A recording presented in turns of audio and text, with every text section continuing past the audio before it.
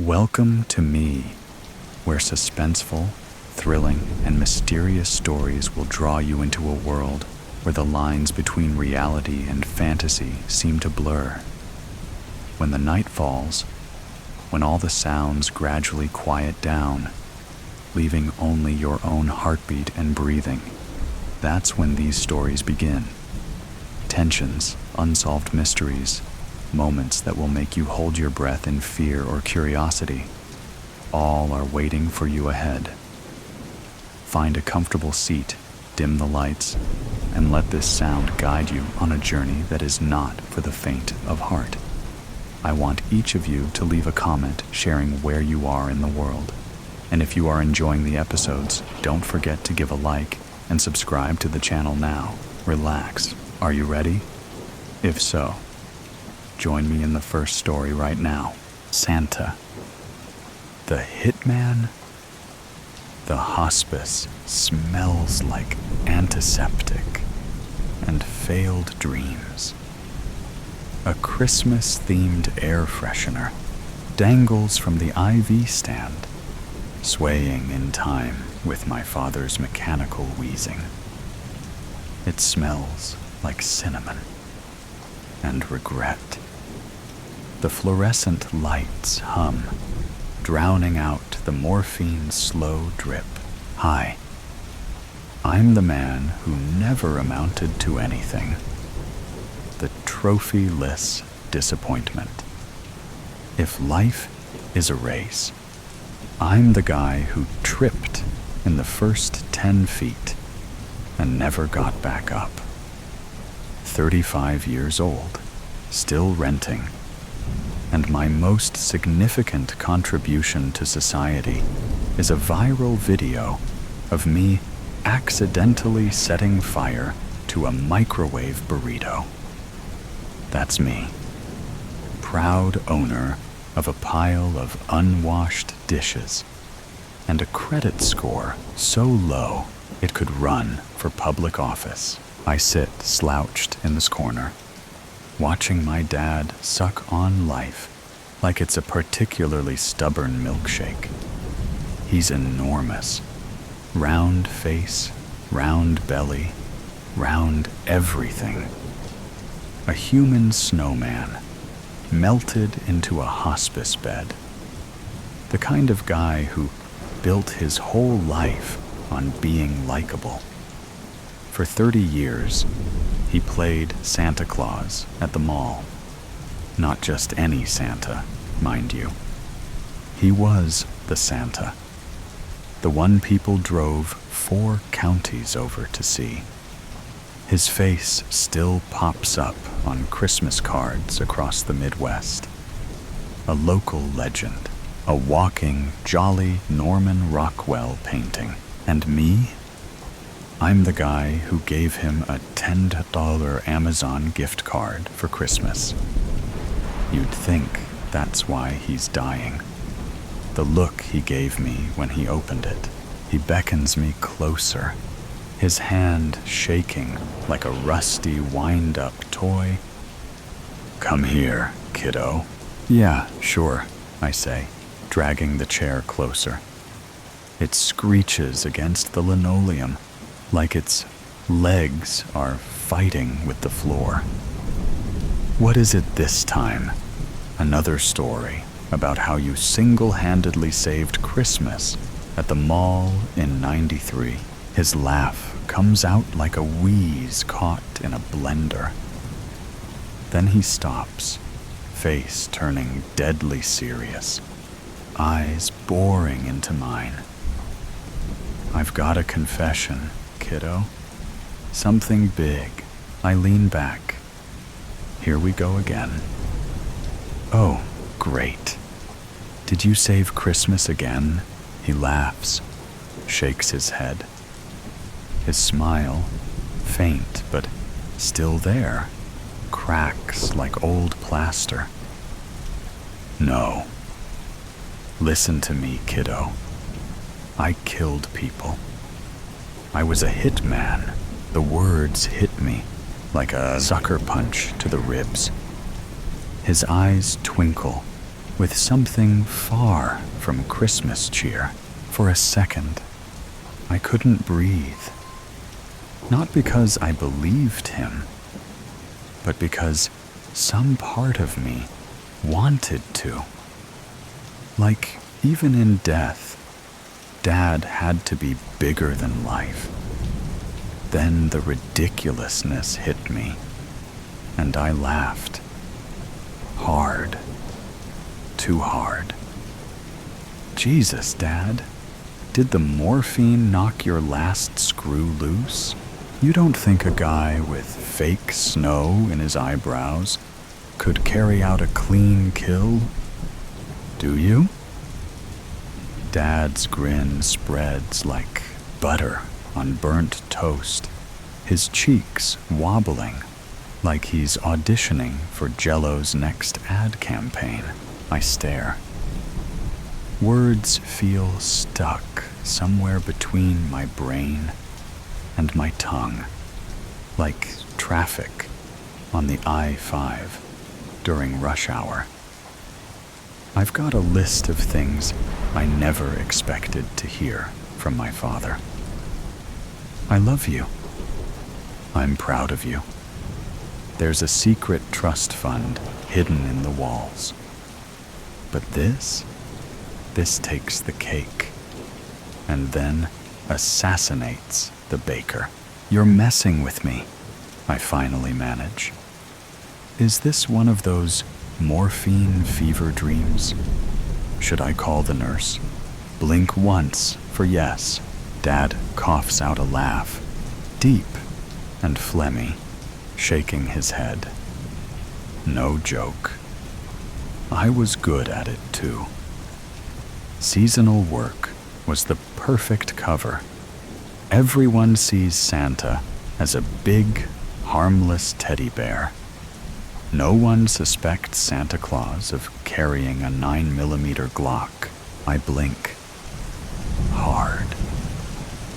He's lost it. The man's gone off the deep end, dragged the Christmas tree, the reindeer, and the inflatable snowman with him. I had a code, he says, his voice dropping to a low rasp, like he's auditioning for The Godfather. Never moms, never kids, and no one who liked Christmas. I rub my temples. So you're telling me all those business trips to Reno weren't about fixing mall contracts? Nope. He pops the P like he's proud. They were about fixing people. Your old man was a regular Mr. Clean. And you expect me to believe this? He leans forward, a Herculean effort given his state. Remember the upstairs neighbor at our old place? The guy who played techno at 2 a.m.? I nod slowly, stomach sinking. You said he moved. I moved him. His grin widens. To a landfill. Permanently. You're not serious, I whisper, but my voice cracks. Oh God, he's serious. Go to my apartment and look for a box labeled Santa's Naughty List. Top shelf of my closet. See for yourself. I'm halfway to the door when the heart monitor gives up. The line going flat, like it's tired of pretending he had time left. Dad's apartment is a shrine to Christmas. Not the classy Pottery Barn kind of Christmas. This is the Walmart on clearance kind. Everywhere you look, there's a red and green assault on the senses. Tinsel dangles like garish cobwebs. A nutcracker army lines the windowsill, their paint chipped like they've been through a war. Fake snow dusts every surface, not sprinkled, but dumped. like he'd been trying to recreate a blizzard indoors. I kick a pile of it near the couch. It puffs up, glittering. The closet, though, that's where things get creepy. Rows of Santa suits hang in perfect order, sorted by decade. The 80s suits are polyester atrocities, faded red, like tomato soup, left in the sun. The newer ones are lush, rich velvets. There's even a Santa pimp cane leaning in the corner. Because, of course, there is. And the smell? That weird mothball meets candy cane funk. It clings to your clothes, gets in your hair. I'd need 3 showers and a priest to feel clean again. That's when I see it. A box on the top shelf, labeled in Sharpie, Santa's naughty list. My stomach drops. No way that this is real. No way. The box creaks as I pull it down. Years of dust exploding in my face. Inside, the first thing I see is a pair of cracked glasses. Thick, Coke bottle lenses, scratched to hell, still smeared with something. A fingerprint, maybe. Or worse. Intrigued, I pick them up gingerly, like they might bite. It had a Christmas gift tag hanging from it, reading, "The neighbor who played ABBA on repeat." Next, there's a gold wedding ring, heavy, engraved with "Forever Denise." This one has tag dangling from it that reads, "Hired by Denise to take care of her abusive, cheating husband." She gave me fresh baked cookies, still warm from the oven, too. The box bulged with trophies, Christmas tags swinging off them like tiny, glittery alibis. At the bottom, a mall Santa hat, its white fur trim stiff and crusted with something dark brown. Blood? Hot chocolate? Both? My hand hovers over it, like touching. It might connect me to him, but I jerk back. My heart pounds in my ears. This is insane. This is nuts. This is impressive. Turns out, Dad wasn't just a professional at making kids smile. He was a professional at making people disappear. The thing about secrets is they're sticky. Once you hear one, it clings to you like gum on a shoe, no matter how much you scrape. Dad's confession isn't just sticking, it's metastasizing. The more I think about it, the more I see his life wasn't 2 separate halves. Santa and Hitman, jolly old saint and silent assassin. It's all the same guy. And now, I'm the one holding the bag. He's dead. The town's favorite. Mall. Santa. Gone to that big workshop in the sky. Kids will cry when they hear. Some mom will bring them to the mall next week, hoping to see his stupid, twinkly eyes and hear his gravelly laugh. Instead, they'll get some substitute in a cheap suit, the kind who smells like whiskey and regret. That'll be Dad's legacy. A hole in the lives of every snot-nosed kid who sat on his lap, unless I tell the truth. If I do, it won't be crying kids. No. The whole town will lose its collective mind. Imagine this headline. Breaking news. Killer. Kringle caught dead. The local paper will have a field day. They'll dig up every photo of him, grinning in his red suit, surrounded by smiling children, and slap it next to words like murderer in bold block letters. The tabloids will pick it up. Every dumb podcaster with a microphone will start calling him the Silent Santa Slayer. And me? I'll be the idiot who ruined Christmas for the whole town. The funeral smelled like peppermint and formaldehyde. Someone decided Dad's last ride should look like an after-Christmas clearance aisle. Red and white draped the lid, as if trying to sugarcoat the whole thing.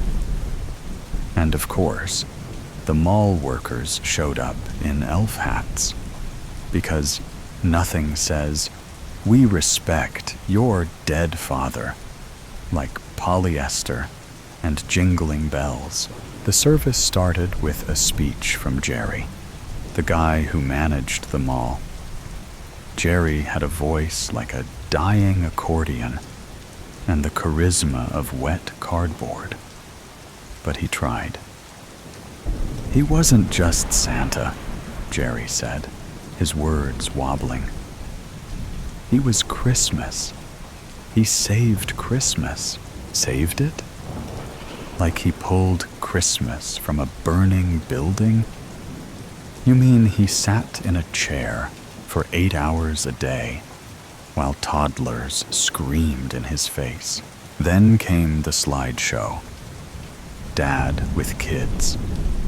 Dad shaking hands.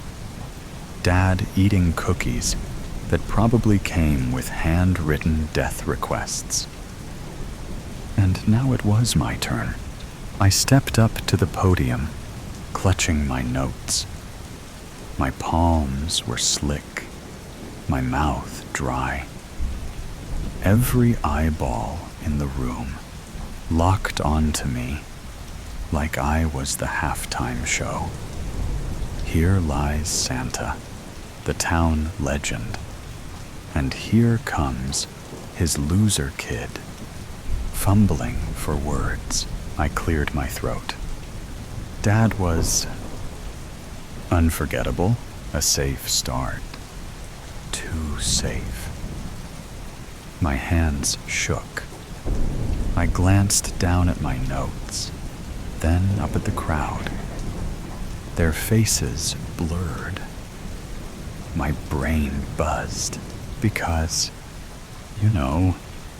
my voice cracked. He was Santa, and a hitman. The room froze. A collective gasp sucked all the air out. Then Jerry laughed. The kind of laugh that makes you wonder if someone's choking. Santa? A hitman? More laughter erupted. Next, you'll tell us Rudolph ran a dip-fighting ring. I blinked. The crowd thought I was joking. Thank God, I faked a chuckle. The kind that burns your throat on the way out. Yeah, I guess he really killed it as Santa, huh? The groans at my pun covered my slip-up, and I pivoted. Hard. But seriously, Dad was the most unforgettable Santa this town ever had. They clapped. Some people wiped tears. And me? I stared at the casket, wondering what was worse, burying the truth with him, or walking around with it, lodged in my head forever. The funeral was barely over when he found me. Grizzled guy in a trench coat. The kind of face that looks like it's been carved out of driftwood. He shook my hand, his grip hard and dry, and said he knew my dad.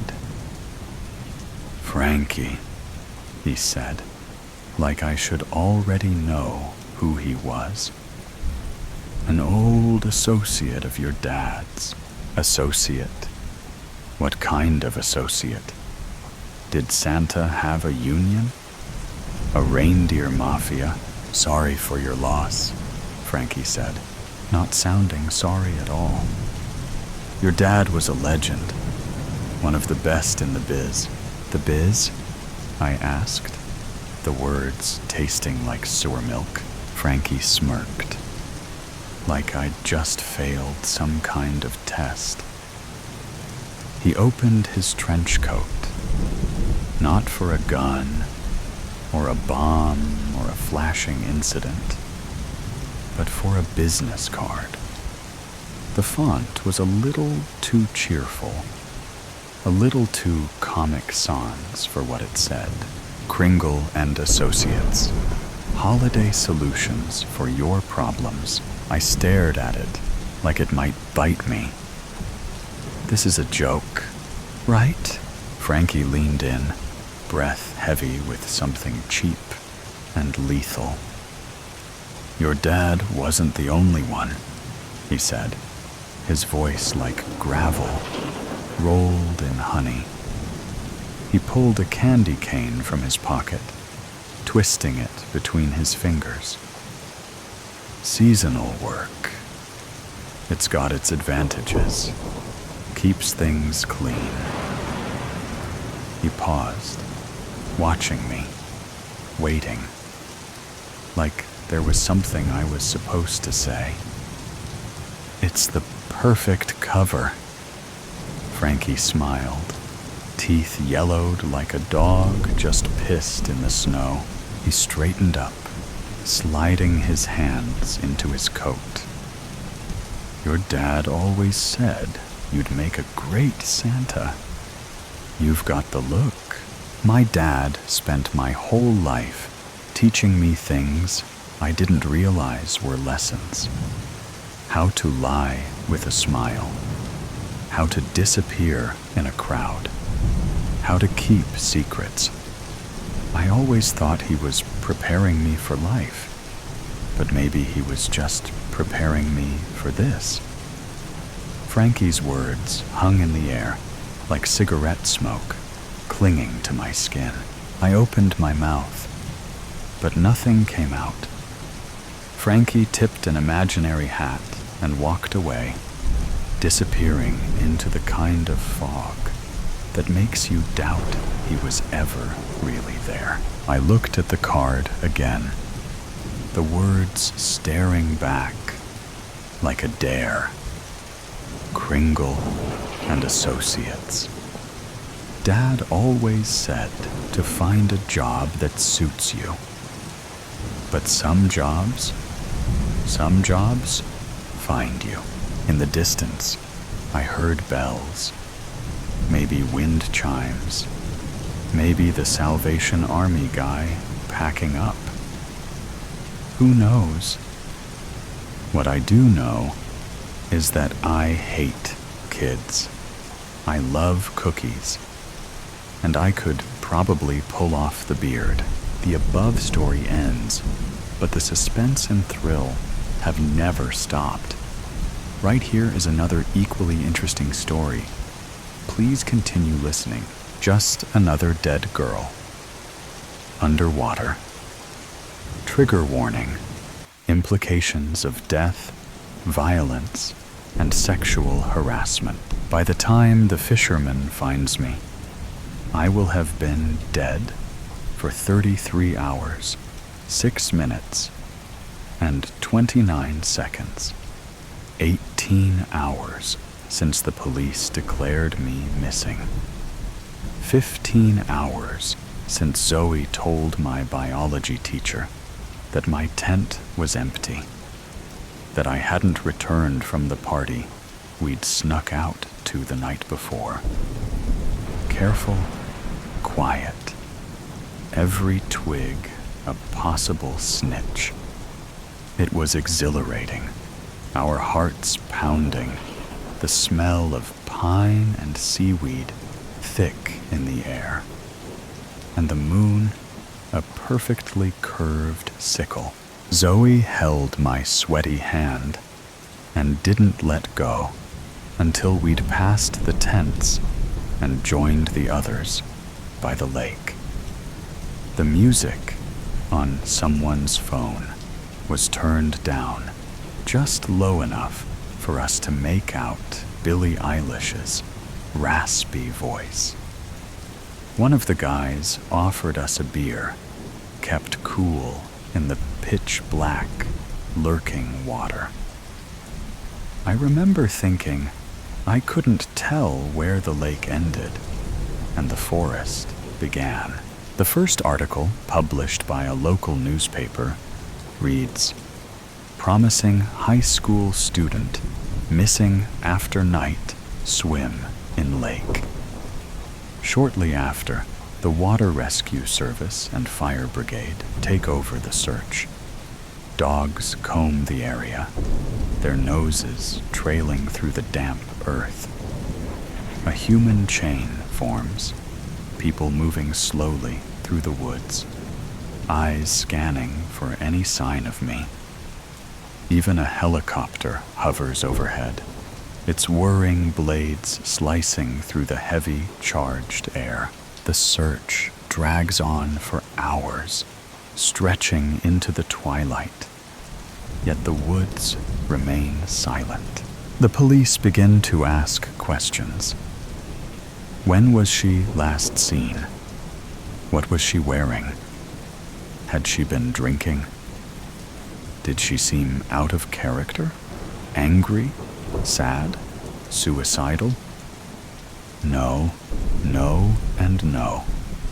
She was singing. She was dancing. She seemed happy. When the fisherman finds my body, miles away from where I was last seen, certainty sets in. The autopsy reveals a hematoma on my head and purple spots behind my ears.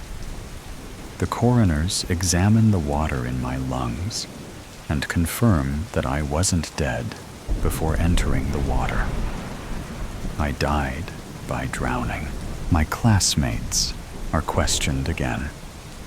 Zoe claims to have left early, while I stayed behind with her twin brother, Tom, who has been in love with me since middle school. Tom's behavior strikes the police as odd. He insists he barely spoke to me, despite people seeing us leave the party together for a few minutes. When my body is examined, traces of Tom's skin are found on my clothes, trapped between the fabric layers. Still, Tom sticks to his story, perhaps because the truth would embarrass him for some reason. Or maybe he's just afraid of the questions that would follow and the scrutiny that might come with them. Tom is right, you know, in the broadest sense. We really only exchanged 3 or 4 sentences that night, but only because Tom's mouth was otherwise occupied with me. I had enjoyed every second of it, and looking back, I wish I'd given him a real chance, but I was too worried about what other people might think. So, as usual, I brushed him off, leaving him to walk away from the party, feeling hurt. Cassandra insists she heard Zoe and me arguing that night, just before Zoe headed back to the campsite. According to her, we were fighting over Tom. Of course she would say that. What else would two girls argue about, if not a boy? Cassandra even claims that Zoe pushed me, though Zoe denies it vehemently. She denies discussing Tom at all, insisting it was about something else, something that wouldn't come to light until much later, when our biology teacher became a suspect. But Cassandra holds firm to her version. The thing about Cassandra is that she's always been a shadow, the kind of girl whose name teachers forget after 2 weeks of spring break. Kelly, Cindy, Carrie. Something with a Z, though, right? So, when she finally gets the chance to talk to the police and be part of the investigation, she jumps at it. Unfortunately, Cassandra isn't much help to the investigators. She leaves the party at 2 a.m., at just 40 minutes before I die, leaving me alone with a group of guys who've brought along some tranquilizers. Sitting next to them felt like being stuck in a fever dream, where Jacques Derrida explains quantum physics at a frat party. At some point, I decided it was time to head back. One of the guys casually asked if I needed someone to walk with me, and I said yes, but no one moved. I glanced back, the campsite faintly visible through the cold, white light filtering through the pines. It was only a few meters away, just beyond the trees. I'd walked this path for days, never once feeling threatened by the shadows in the bushes. But tonight, that sinking feeling in my stomach wouldn't go away. Still, I refused to be that girl, the one who got scared at every creak in the dark, the one who needed someone to hold her hand for a few steps. So I stood up and said I'd walk alone. Instead of sticking to the dark trail, though, I decided to take a small detour along the riverbank, a bit longer, a bit lighter, and hopefully a bit safer. One of the guys told me to text him when I made it to my tent. But when I didn't, no one even noticed. 16 days after my death, suspicion begins to shift toward our biology teacher.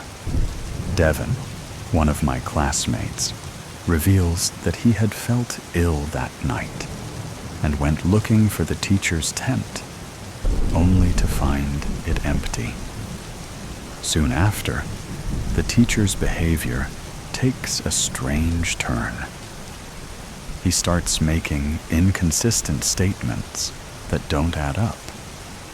One day, he calls Zoe into his office after class, where he insists that his earlier proposal to her before the trip had been nothing but a joke. She understood that, right?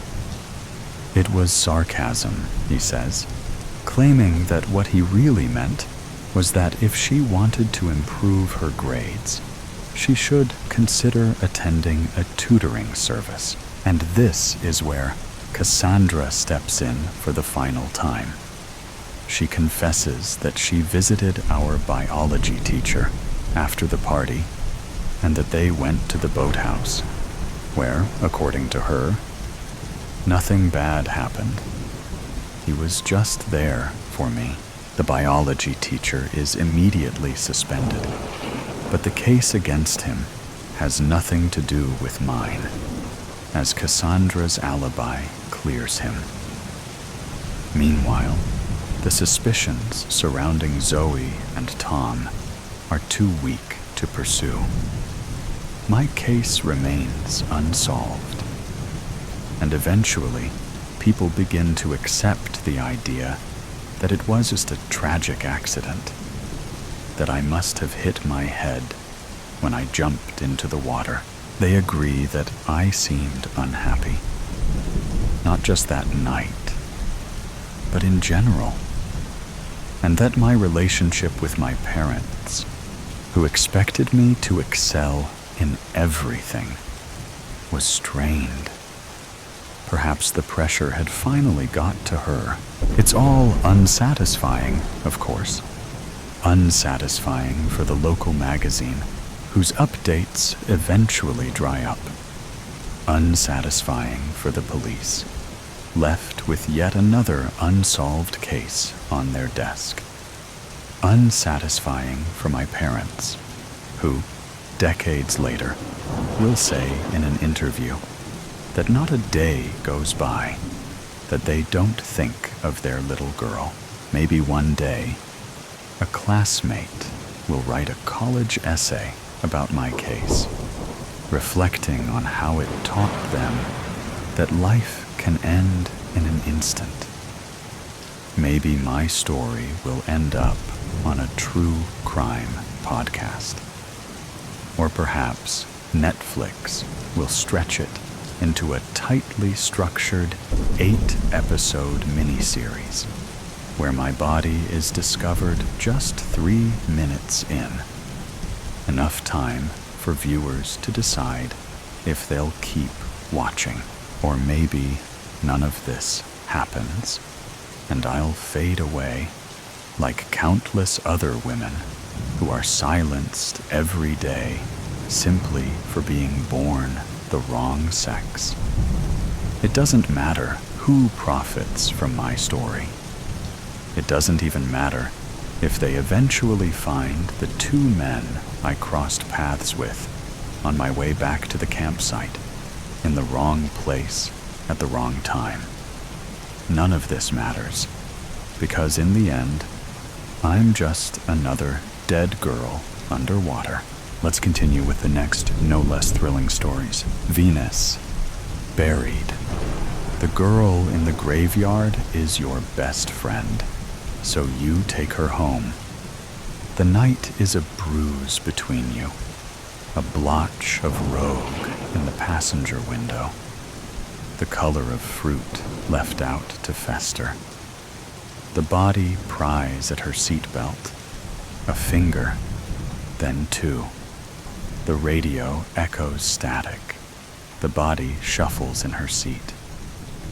You study the face, the similar slice of jaw, the nose humped from where a baseball had hit her at 12, just slightly off-center. The skin like a rain-licked plastic bag, the stink of musk and sulfur.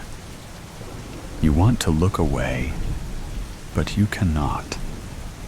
She's so beautiful, even like this.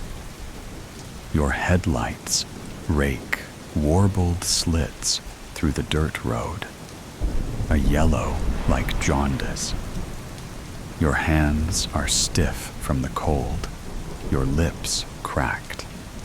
The girl beside you is dead, and you are bringing her home.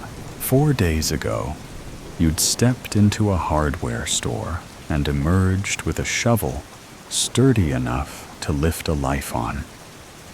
4 days, you'd spent digging dirt in your own backyard yard until loam muddied under your fingernails and erratic holes split garden beds like the mouths of greedy beasts, until you could sift through soil with your eyes closed, with a hand bound. 4 nights you had laid in your bed, staring at the pockmarked ceiling, wondering what it felt like to burn alive. Now, The shovel beats dull against the skin of your trunk, your hands gripping the steering wheel like a throat you're trying to silence. The body turns, dawn bleaching the salmon gray of her skin. The left eye slips from its socket, and she pushes it back in with the heel of her hand. She smiles, head lolling like a marionette's. "Sorry, baby." Her voice comes out strained. "I wasn't expecting company. I'm sure you understand."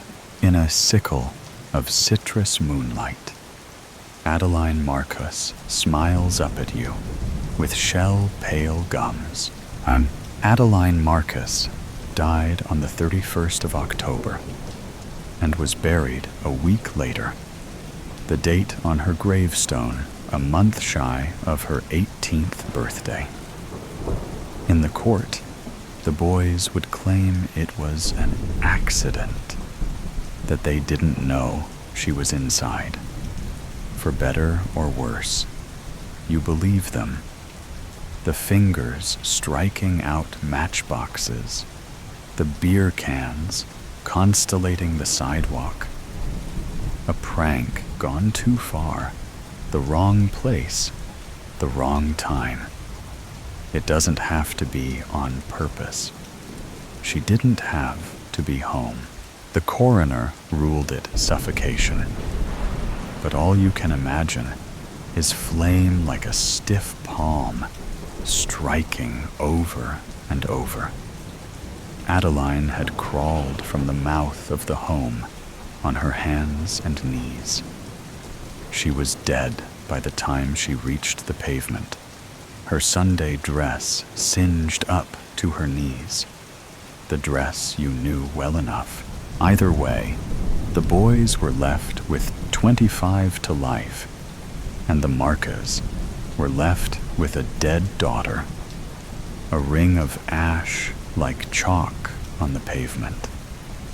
You were left with a misplaced guilt, like hunger, a guilt like an Ouroboros, choking on the tail, swallowing the head, eating yourself alive and being unable to stop, even as it consumes you. Because this wasn't the sort of thing that happened to good people. You watch water curl down your shower drain, carrying with it mortuary makeup, kaleidoscopic insects, and jasmine bubbles. Strings of dirt stretched out like sinew. The body's head rests on her knees, vertebrae needling through her back like a line of molars. The electric lights wash her green, dark veins rooted under brittle skin.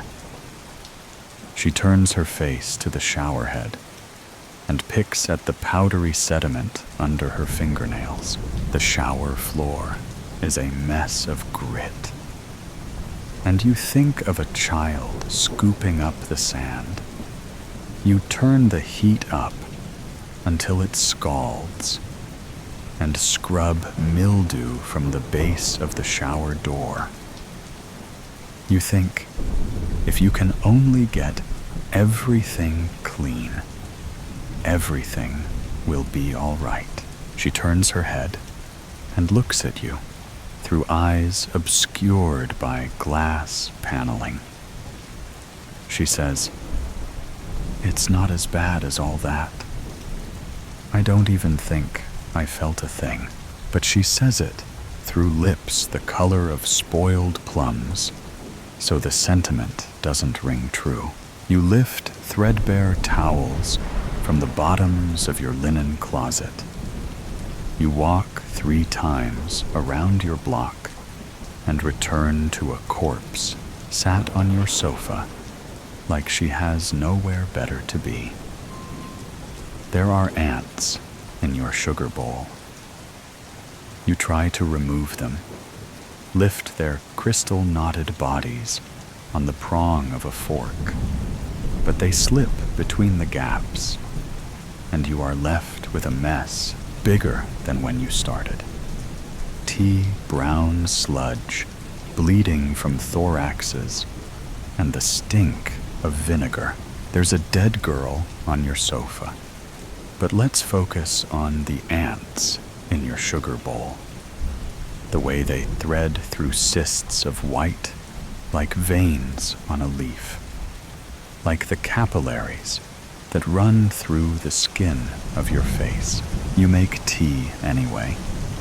You add too much milk and sit cross-legged in front of the body. She stares at you. You stare back.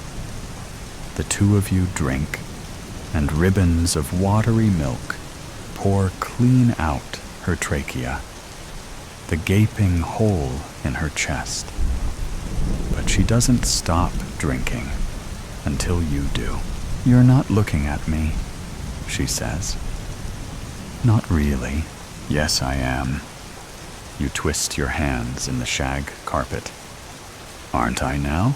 "No," she says. "You're not." You leave your teacup on the floor, saucer an iris of yellow, and go upstairs. You take 2 cigarettes from the carton squashed on your father's desk, and then think better of it.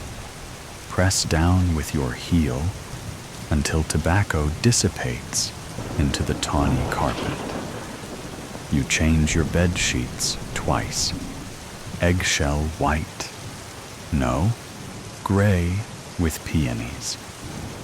You make a second cup of tea. When you get back to the room, the body is still there. You are looking at her. You are not looking at her. "Do I disgust you?" she says. "No." She shakes her head, dark hair plastered to her shoulders like reeds. "No more than I always did. You need to sleep." You say, "Baby." She tilts her head to one side. "Sleeping is all I've ever done." The last time you saw Adeline Marcus alive was in the back of a stranger's car, parked on a stranger's street, with the taste of a stranger's tequila fresh between your lips. You were never too built for parties, so the outcome was a pair of girls who looked like they were playing dress-up.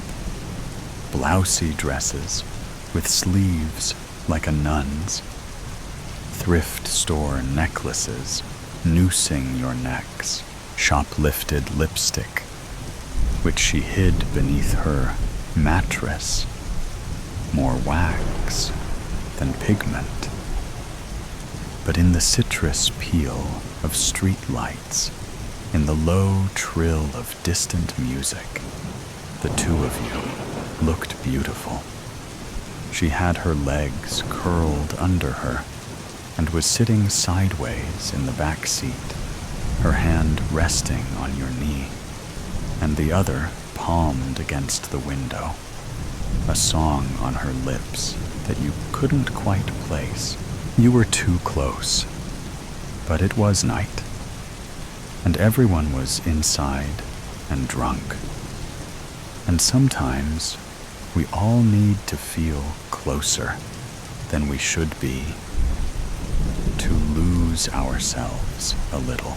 The song melted on her lips, swallowed into the limp press of salvia and booze, and you said something like, "I think I should go home now," and she said something like, "Have another drink." And so you did.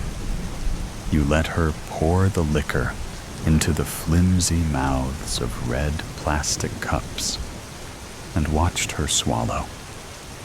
She said, "You're so pretty." And you said, "I think you should stop." And she said, "Just let me say that one thing." And you wanted to say, "Stop fucking looking at me like that." And you wanted to say, I want to crawl inside you and make a life for myself in the city of your mind. And you wanted to say, let's just be quiet. Let's just not talk.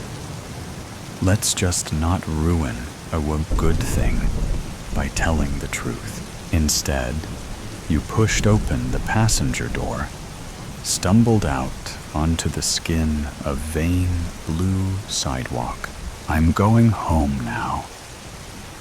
The body lays with her back to your bed, hands worming in the floral sheets, chestnut hair spilling across her throat, past the ballpoint pen-marred bedposts.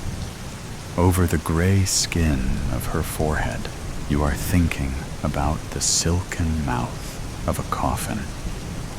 You are thinking of how she looked when you pulled her from the rose mouth of heaven. The radiator hums. A lace curtain bellies your open window. She rolls over onto her side, slots her hands together like pieces of a decaying jigsaw puzzle. You still can't even look at me.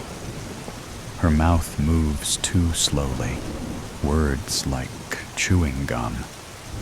Why am I here, Bet? What's it for? There are pink crescent moons on the bed of your palms from the bite of your nails. She pulls her knees to her chest, and a bone cracks. She pulls her knees to her chest, and a molar tumbles from between her keyhole lips. You can only love me when I'm not here. You can only love me when there's nothing left to love. You press your cheek to the cool spread of linen beside her. You listen to the steady beat of your heart, the way you can feel it in your fingertips. Entirely singular. Don't tell anyone. You say, did you want it to die with me, Beta? She shifts, and her hair falls against the nape of your neck. Were you glad it was silenced? Don't tell anyone. You say again. She sighs, lays herself back down, so you're face to face. Crooked nose, eye pulling from its socket. The onset of gray-green decay wreathing her jaw. The smell of soil and rot and cicada-heavy nighttime. Who could I tell? She brushes your hand. I'm not really here. And suddenly, you can imagine it is your fists splitting beer cans in two, like overripe fruit. It is your fingers on the matchbox, your fingers striking out. But you both know the house would still be on fire. And you both know you'd leave alone. You take her hand. You put your face in the crook of her neck and beg forgiveness from a ghost, witness to my own funeral. The darkness came first, then awareness. Not the gentle awakening from sleep, but a violent snap into consciousness, like a circuit suddenly completing. I existed, suspended in perfect blackness, my mind racing while my body lay still as carved stone. Something was wrong, terribly wrong. I couldn't move. Yet I wasn't suffocating. Instead, I existed in a state of suspended animation. My consciousness trapped in an immobile shell. Voices filtered through the darkness, muffled at first. then gradually clearer. A somber baritone resonated above me. Russell Mercer was a man of passion and conviction. In his 47 years, he touched many lives with his generosity and spirit. My name, my age, my eulogy. Panic surged through my mind like an electrical storm, but my pulse remained undetectable. I was at my own funeral. The realization crystallized with horrifying clarity. I was presumed dead, yet fully, agonizingly aware. The air around me was heavy with the mingled scents of lilies and formaldehyde. The polished wood of what I now understood to be my coffin felt cold against my back, even through the suit I'd been dressed in. My final suit, chosen without my consent. He leaves behind his loving wife, Margaret, and his daughter, Emily, both of whom he cherished above all else. Margaret. Her face appeared in my mind, soft brown eyes that crinkled at the corners when she smiled, chestnut hair that caught the light, slender fingers that had touched my face just days ago. Or had it been longer? Time had become fluid, unreliable. I strained against my paralysis, willing just one finger to twitch, one eyelid to flutter. Nothing. My body remained a prison of flesh, unresponsive to my desperate commands. As the prayer ended, footsteps approached. The coffin creaked slightly as someone leaned over it. A drop of moisture, a tear, fell onto my cheek and slid down to my ear. I couldn't even flinch at the sensation. "Oh, Russell." Margaret's voice choked with emotion. "I'll miss you so much." Her words should have comforted me. Instead, they sent a chill through my paralyzed form. Something in her tone, some subtle note beneath the grief, registered as wrong, like an instrument slightly out of tune, not enough for most to notice, but jarring to those who knew the true sound. Memory flickered like a faltering flame. The night before, what I thought was my death. Margaret bringing me a glass of whiskey, the unusual bitter aftertaste, the creeping numbness that had started in my fingertips and spread inward, my heartbeat slowing, her face watching, not with horror or concern, but with patience. The tranquil passage process is revolutionary, a professional voice explained above me. Dr. Howard, I presumed, the mortician from Serenity Gardens Memorial. The synthetic preservation compound allows natural death processes to conclude while preventing decomposition. The funeral home's specialization in this advanced method now seemed like cruel irony. I was trapped in the midpoint between mortality and preservation, held in stasis by chemicals that maintained my appearance, while my consciousness remained horrifyingly intact.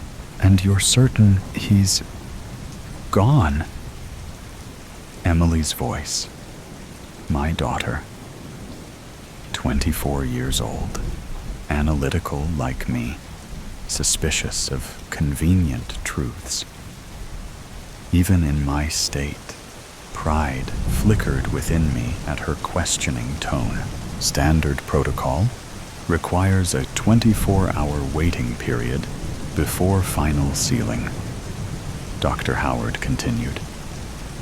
It's mostly tradition, of course. We'll complete the preservation process tomorrow morning, 24 hours. A window of opportunity. That's thoughtful, Margaret remarked, her voice tight. Though I can't imagine why we'd need to wait. The scent of her perfume, vanilla and amber, drifted over me as she leaned closer to the coffin. I felt her fingers brush against mine, a feather-light touch that arranged my hands more perfectly over my chest. The law requires it, Dr. Howard replied, his tone professionally neutral. State regulations for the tranquil passage method are quite specific.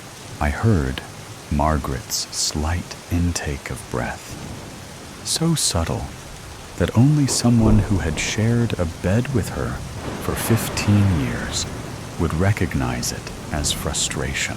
The paralysis from the tetrodotoxin. I was certain now that's what she had used. Left me unable even to regulate my awareness. I couldn't sleep, couldn't drift into unconsciousness to escape this nightmare. I could only think, remember, and realize with growing horror what had happened. A door opened.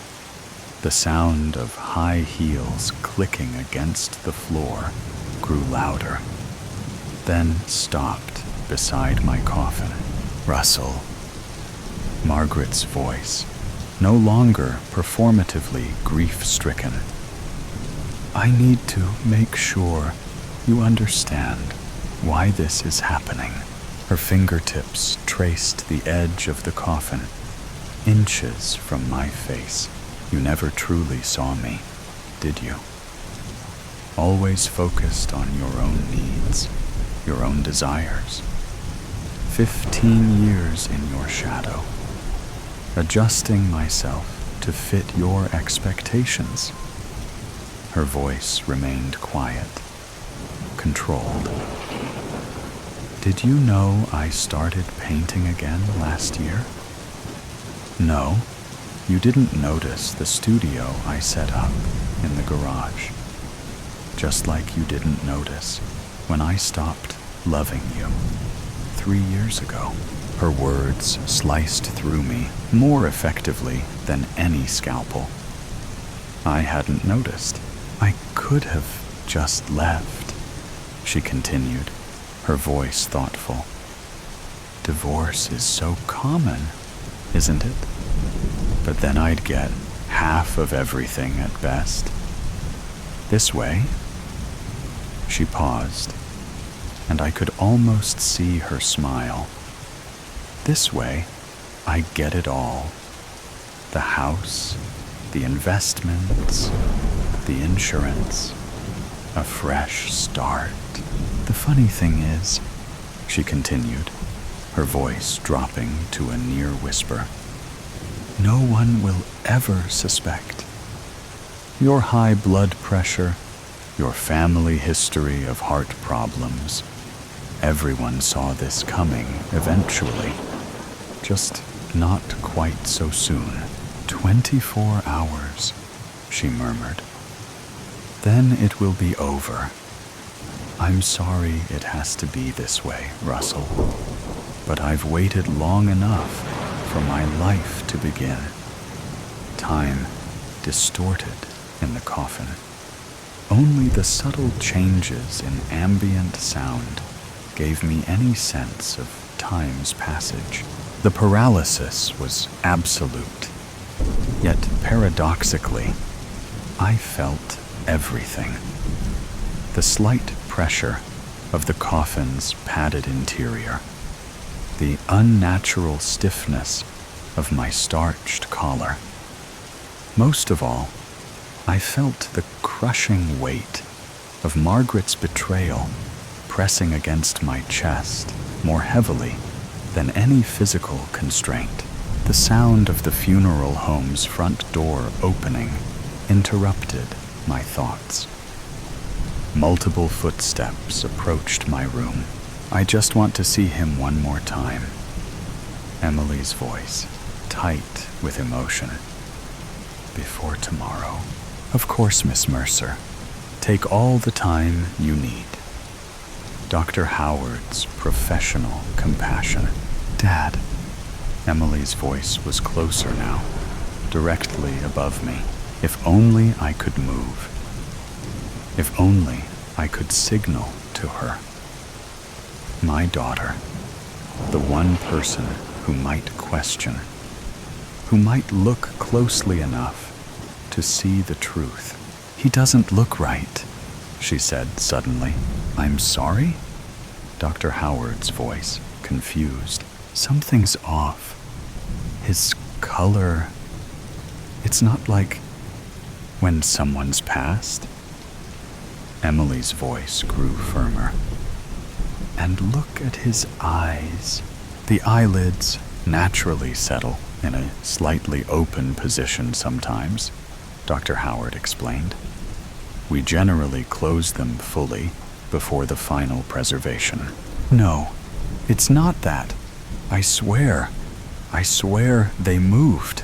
My consciousness surged at her words. Yes, Emily. Look closer, Miss Mercer.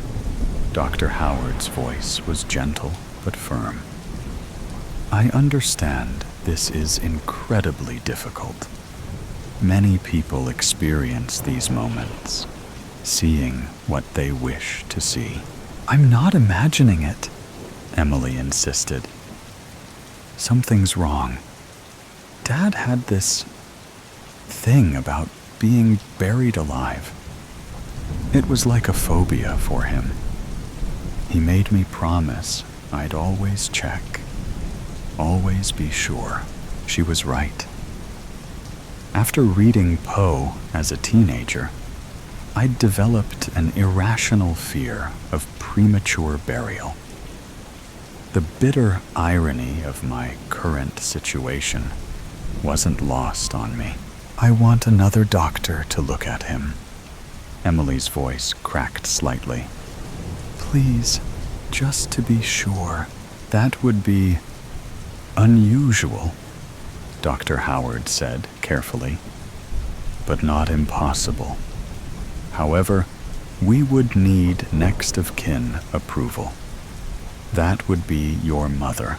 Then call her, Emily said. Call her right now. The sound of a phone being dialed. Rings echoed through the quiet room. Margaret Mercer. My wife's voice, slightly surprised. After brief explanations, Margaret's voice acquired a careful neutrality. Emily, she finally said, softly chiding. You're traumatized. We all are. But this isn't healthy. Mom, please. Dr. Howard, Margaret interrupted. Is there any medical reason to believe my husband isn't deceased? No, Mrs. Mercer. All standard protocols were followed. Then I think we need to accept reality and allow the grieving process to proceed naturally. The call ended. I felt a surge of desperate hope as Dr. Howard moved closer to the coffin. I'll perform a standard examination, he explained to Emily. I felt his cool, gloved fingers press against my neck, searching for a pulse that the tetrodotoxin had rendered imperceptible. He lifted one of my eyelids fully. The first change in my visual field since awakening in this nightmare. This was my chance. If any part of me could move, any minute twitch or dilation, now was the moment. Pupillary response is absent, Dr. Howard noted clinically. No sign of cardiovascular activity. No! I screamed within the prison of my mind. I'm here! I'm alive! Wait! Emily's voice was sharp. Do that again. Check his eyes again. Dr. Howard obliged, lifting my eyelid once more. I swear I saw something, Emily insisted. A tiny movement. There are certain substances that can create a death-like state, he said carefully. Extremely rare cases, but in my 40 years of practice, I've read about them. What are you saying? Emily's voice was barely above a whisper. Given your concerns and certain subtle anomalies I'm observing, I believe we should delay the final preservation process until we can conduct more thorough tests, just to be absolutely certain. In the stillness of my paralysis, a spark of hope flared to life. I was alone with Dr. Howard. After Emily left to make arrangements for additional tests, he had remained in the viewing room. Mr. Mercer, he finally said, his voice low and measured. If you can hear me, I want you to know that I suspect what might have happened to you. In my younger years, I worked briefly in Haiti, he continued. I witnessed cases there, substances that could induce states virtually indistinguishable from death. Tetrodotoxin is one such agent. Yes, my mind screamed. That's it. The door opened. The familiar sound of Margaret's heels approached. Dr. Howard, she said, her voice carefully modulated. I'd like a word. Their footsteps receded, leaving me alone once more. Minutes stretched endlessly until the door opened again. I appreciate your understanding, Dr. Howard. Margaret's voice had regained its composure. Something in his tone had changed. The certainty, the suspicion from earlier, had been replaced by a strange formality. Dr. Howard's footsteps retreated, and the door closed, leaving me alone with my would-be murderer. Well, Margaret said, her voice dropping to a whisper. That was inconvenient. Your dutiful daughter nearly complicated things, she continued. But fortunately, Dr. Howard is a practical man.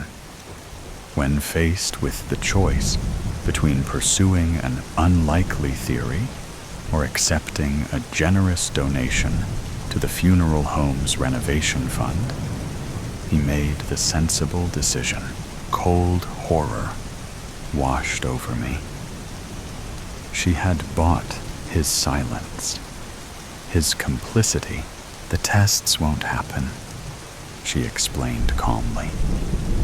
Instead, they'll complete the preservation process tonight. A small adjustment to the schedule, that's all. Her perfume, once comforting, now sickening, enveloped me as she leaned closer. This isn't just about money. This is about freedom. From your expectations. From your subtle control. The truth is, I've been said for years in our marriage, she said. Now it's just making official what's been true all along. One of us needed to go, and you always said you'd die for me. Now you get to keep that promise. Time passed, minutes or hours, I couldn't tell. The door opened again, and multiple sets of footsteps entered. We'll begin the final preservation now, Dr. Howard's voice announced. Mrs. Mercer has signed all the necessary authorizations. I felt hands positioning equipment near the coffin, heard the soft hiss of pressurized systems being prepared. Begin the process, Dr. Howard instructed. I heard a mechanical sound, then the subtle hiss of gas being released into the coffin. The door burst open with a crash. Stop! Emily's voice, breathless and commanding. Stop right now, Miss Mercer. Your mother has... I don't care what she authorized, Emily interrupted fiercely. I have a court order. This is highly unusual, Dr. Howard said, his voice tight. Judge Harriman is a family friend, Emily explained, and he takes potential medical malpractice very seriously. This emergency order requires independent verification before any further procedures, and I've brought someone who can help with that, Emily continued. Dr. Langhorne from County General. She specializes in toxicology. Dr. Howard, a new female voice greeted coolly. I understand there's some question about this death certificate. I'd like to perform some tests immediately. I felt the preservation gas being shut off. Hands moved around me, unfastening something near the coffin's edge. I'm drawing blood for immediate analysis, Dr. Langhorne explained. And I'm administering a counteragent that will neutralize certain paralytic toxins, if present. Something cold entered my veins. The sensation, the first active feeling beyond passive awareness since this nightmare began, was shockingly intense. Hands moved over me, clinical and thorough. Fingers pressed against my neck, lifted my eyelids, checked my reflexes. Interesting, Dr. Langhorne murmured. Very interesting. And then, a miracle. The slightest twitch in my index finger, imperceptible to anyone not watching for it, but to me, it was an earthquake, a revolution, a resurrection. There! Emily's voice, triumphant. His finger moved. I saw it. Indeed. Dr. Langhorne confirmed, her voice calm but urgent. We need to get him to the hospital immediately. This man is not dead. He's been poisoned with a neurotoxin that mimics death. The room erupted into activity. I felt my body being lifted, transferred, moved with urgent care. Someone should inform Mrs. Mercer, Dr. Howard suggested, his voice strained. Oh, don't worry about that, Emily said, her voice carrying a hardness I'd never heard before. The police are already speaking with her. They were very interested in the contents of her evening tea. Her tea? Dr. Langhorne asked.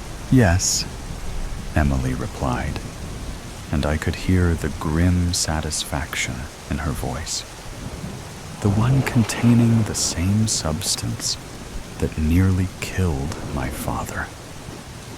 The one I've been replacing with harmless herb tea for the past week, ever since I found her research on tetrodotoxin on her laptop. As they wheeled me toward the ambulance, I felt the paralysis receding further. A finger twitch became a hand flexing. An eyelid flickered. My lungs expanded slightly more with each breath. I was coming back from the dead. And Margaret was going to a cell.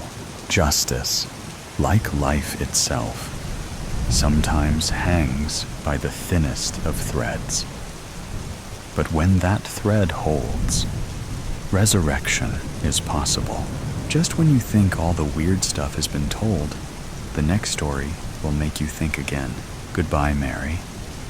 It's funny how I spent my whole life forming relationships, working, trying to be a good person, and building something out of nothing to feel safe, secure, and happy.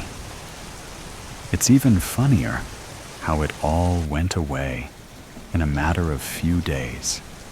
A few days that rocked my world, ruined all my foundations, and forced me to take steps I would never imagine to have to take.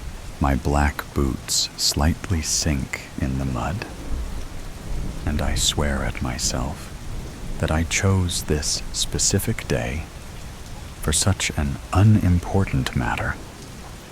Didn't the weather predictions say it will rain all night? Maybe. I haven't paid much attention to things so trivial. I fix my black coat, seeing it has lifted slightly in the corner, and feel a cold breeze wash over my bare legs. I should have worn leggings or at least tights, but I couldn't find any black ones. And surely I should not be wearing any other color to the funeral. It's hardly a funeral, though. I am the only person here watching the freshly dug ground and the sun reflecting stone gravestone. Marianne Robinson, the grave says. Her date of birth and death are also engraved, but no other message, like others have. There are no loving daughter, or she left us too soon, or some cheesy poem quote about inevitable death and the horror of young people dying. She was only 26 years old. It definitely is too young to die. She's had her whole life ahead of her. And now, she's buried on some old, almost abandoned cemetery where no one will visit her, bring fresh flowers, or tend to her grave. Marianne was a fearful person. She was too scared to stand up to her toxic manager at work and let them bully her. She was in a relationship with a man she didn't love because being on her own terrified her. She never voiced her feelings, fought for what she believed, or chased her dreams. She was living an anxious life and never tried to change it. I sit down at the bench just a couple of steps away from the grave, and I keep looking at the stone as if it is going to speak to me, give me some words of comfort or reassurance. But nothing comes my way except the cold wind, a not very warm sun flashing my eyes. I take a deep breath and put my hands on my knees. You had it coming, I almost whisper, not wanting for my words to be stolen by the wind and scattered across the land. You very damn well had it coming, and you know it. Saying it doesn't ease my hurt. If anything, it makes me more angry. Because it is true, you should have quit it when you had a chance. It is too late now, I guess. I take another deep breath, trying to calm down my emotions. The sun hides behind the miserable clouds, and the windy breeze feels even colder now. My whole body shivers in response, and muscles tense up. A mostly cloudy and cold day is a perfect setting for funeral. Makes it easier to leave the graves behind and dive into the warmth of a car or a house. But not me. I can't leave just yet. Not until I finish what I started. Marianne lived in a belief that if she consciously stayed out of trouble and allowed people to walk all over her, she would be at peace. It worked for a while. The problems didn't seem like problems back then. She forgave everyone who hurt her, never questioned anyone's actions or motives, agreed to everything she was thrown at. It was the ultimate goal, wasn't it? Until it stopped working. The trouble came looking for her, and she couldn't keep it away, regardless of how hard she tried. That was the first time she fought back, stood her ground, and followed her beliefs. It wasn't enough. It was never going to be enough. And now, she's stuck in this endless loop of bad decisions she can never make right. And it still hurts me to know that Marianne will never be fully free. I glance at my purse that I placed next to me on the bench and swallow hard, feeling my anxiety rise once again. It has to be done. I remind myself, hoping it will bring me some courage. It doesn't, but it was worth a try. It has been a while since that information has been dropped on me, and the steps I need to take been explained. I have had enough time to process and digest everything, yet I'm still worried. It is an incredibly serious situation, and I cannot predict how this will affect me in the future. Yet I have no choice. The worst thing has already happened. Now, I just have to keep covering my tracks to stay hidden, stay a shadow that no one can catch. And killing Marianne Robinson was the first step. I reach for my bag, take out her passport, and a small, handheld shovel. The top corner of the passport is already snipped off, as per the instructions from the government received when I registered Mary's death. The next steps seem easy to make, but yet feel the hardest. They feel final, as if killing someone is not final enough. Reluctantly, I open the passport and look at the photo. I used to look so mediocre back then, with my uneven fringe, refusal to wear any makeup, official and modest clothes. I didn't even smile for that picture. Apparently, it was the rules.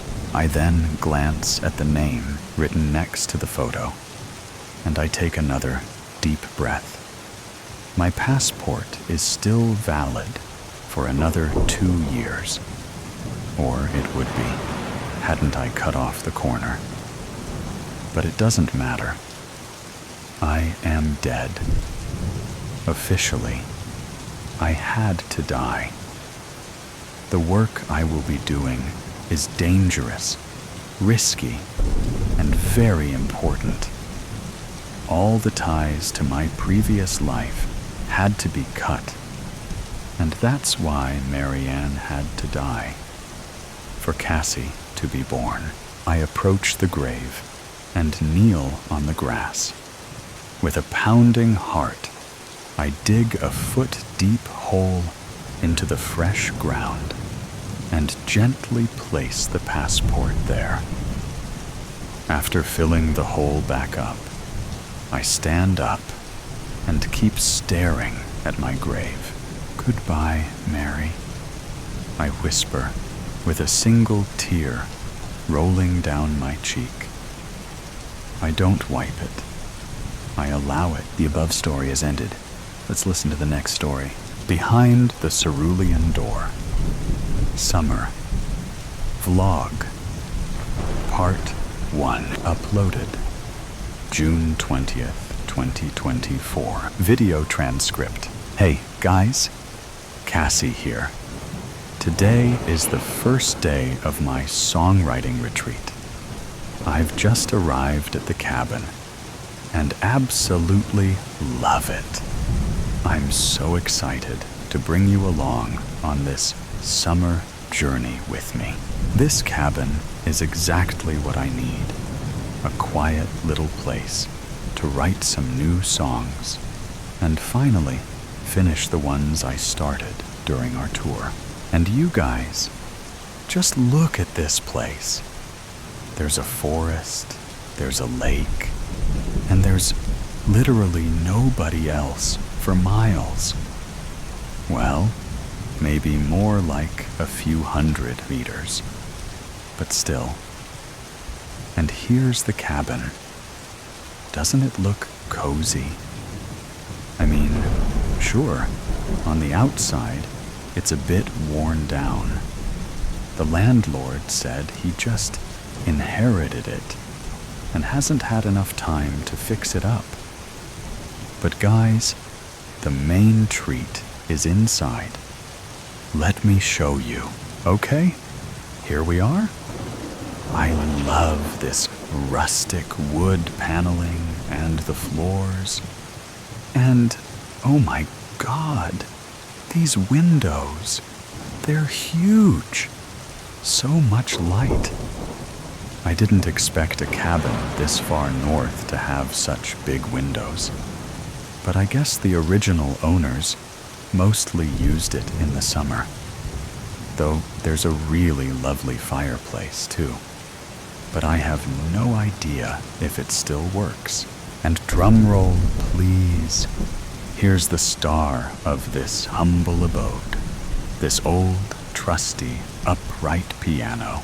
You guys, I'm so happy I found a cabin with a piano. There's just something special about writing music on a real acoustic instrument. It feels so much better than any electronic keyboard. It's like the older the instrument is, the more stories it has to tell, you know? But I did bring my portable MIDI keyboard, just in case. This piano is probably way out of tune, but I'll try to fix it.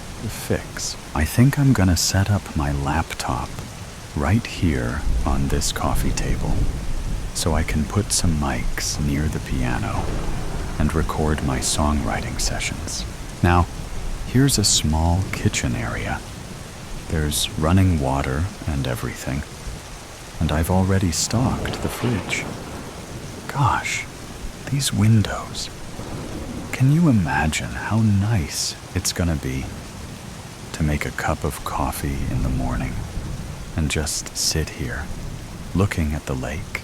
Anyway, let's get on with the tour. Over here, we've got a door to what I'm guessing is a storage room, or maybe a shed. Not sure. But look at this color. What do you call it? Teal? Or cerulean, maybe?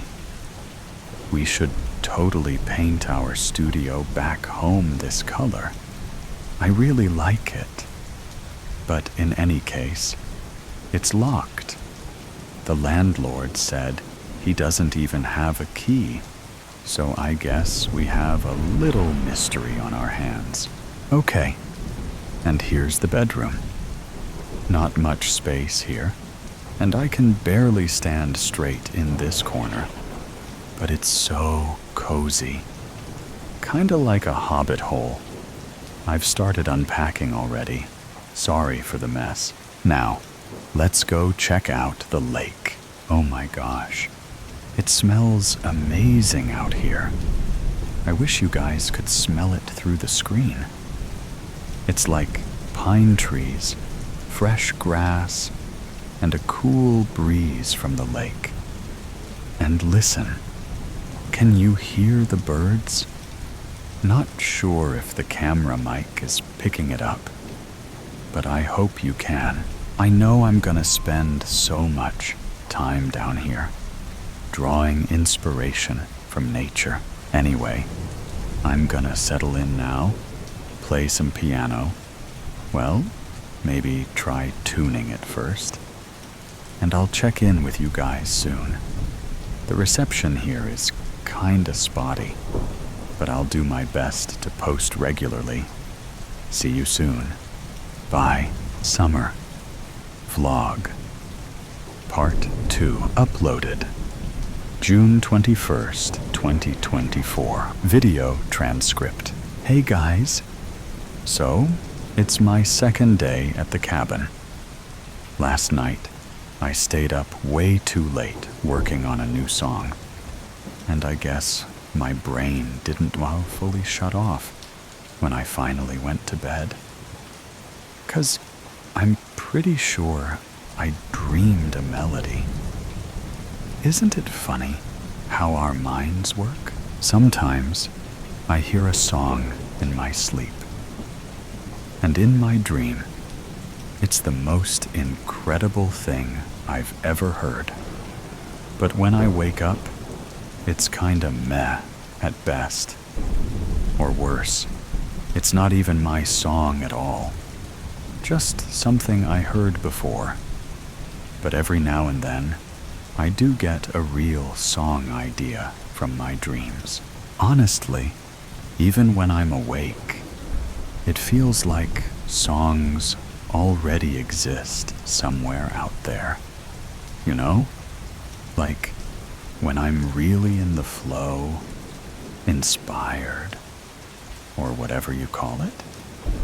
It's like the music comes to me, and I just have to write it all down before it slips away. Weird, huh? Other times, it's more like solving a puzzle. I have all these pieces. I just have to figure out where they fit. And when I find the right spot, it just falls into place. Maybe there's a place where all the songs and stories live, and we're here just to write them down. Who knows? Anyway, enough of my rambling. I tuned the piano as best I could. A couple of keys are still slightly off, but I didn't want to push it and risk breaking something. It's good enough for now. All right, I'm gonna go write down some new song. You guys have a good one, and I'll check in with you soon. Bye. Summer Vlog Part 3 uploaded June 23rd, 2024. Video transcript. Okay, guys, This is weird. Remember how I said I dreamed of a melody? Well, now I'm not sure it's just a dream. I've been hearing this melody in my sleep every night, and last night I woke up, but the song didn't stop. I still could hear somebody or something humming it. It was really soft, but it was definitely there. I tried recording it, but my mic didn't pick up anything. Just background noise. I swear, I'm not making this up. This song, it's so beautiful, so full of longing, but it gives me goosebumps, and not entirely in a good way. And the weirdest part? It's like it's stuck in a loop. It just ends abruptly and starts over, like it's forgotten how it ends. And now it's stuck in my head. Oh, wait. I'm so stupid. I definitely didn't get enough sleep. Here, let me sing it for you. Then, now you see what I mean, right? It's like it's missing its ending. Anyway, maybe it's just my brain doing weird musician stuff. I'm gonna go explore the woods now and try to clear my head, and then focus on my own songs. Let me know what you think in the comments. See you soon. Bye. Summer Vlog Part 4 uploaded June 25th, 2024. Video transcript. Hey guys, sorry for this shaky, on-the-go vlog, but I just found out something, and I have to share it with you. So, today, I went into town to get some supplies, and I ended up chatting with this old guy at the shop. When I mentioned I was staying at the lakeside cabin, his whole face changed. Like, he actually looked disturbed.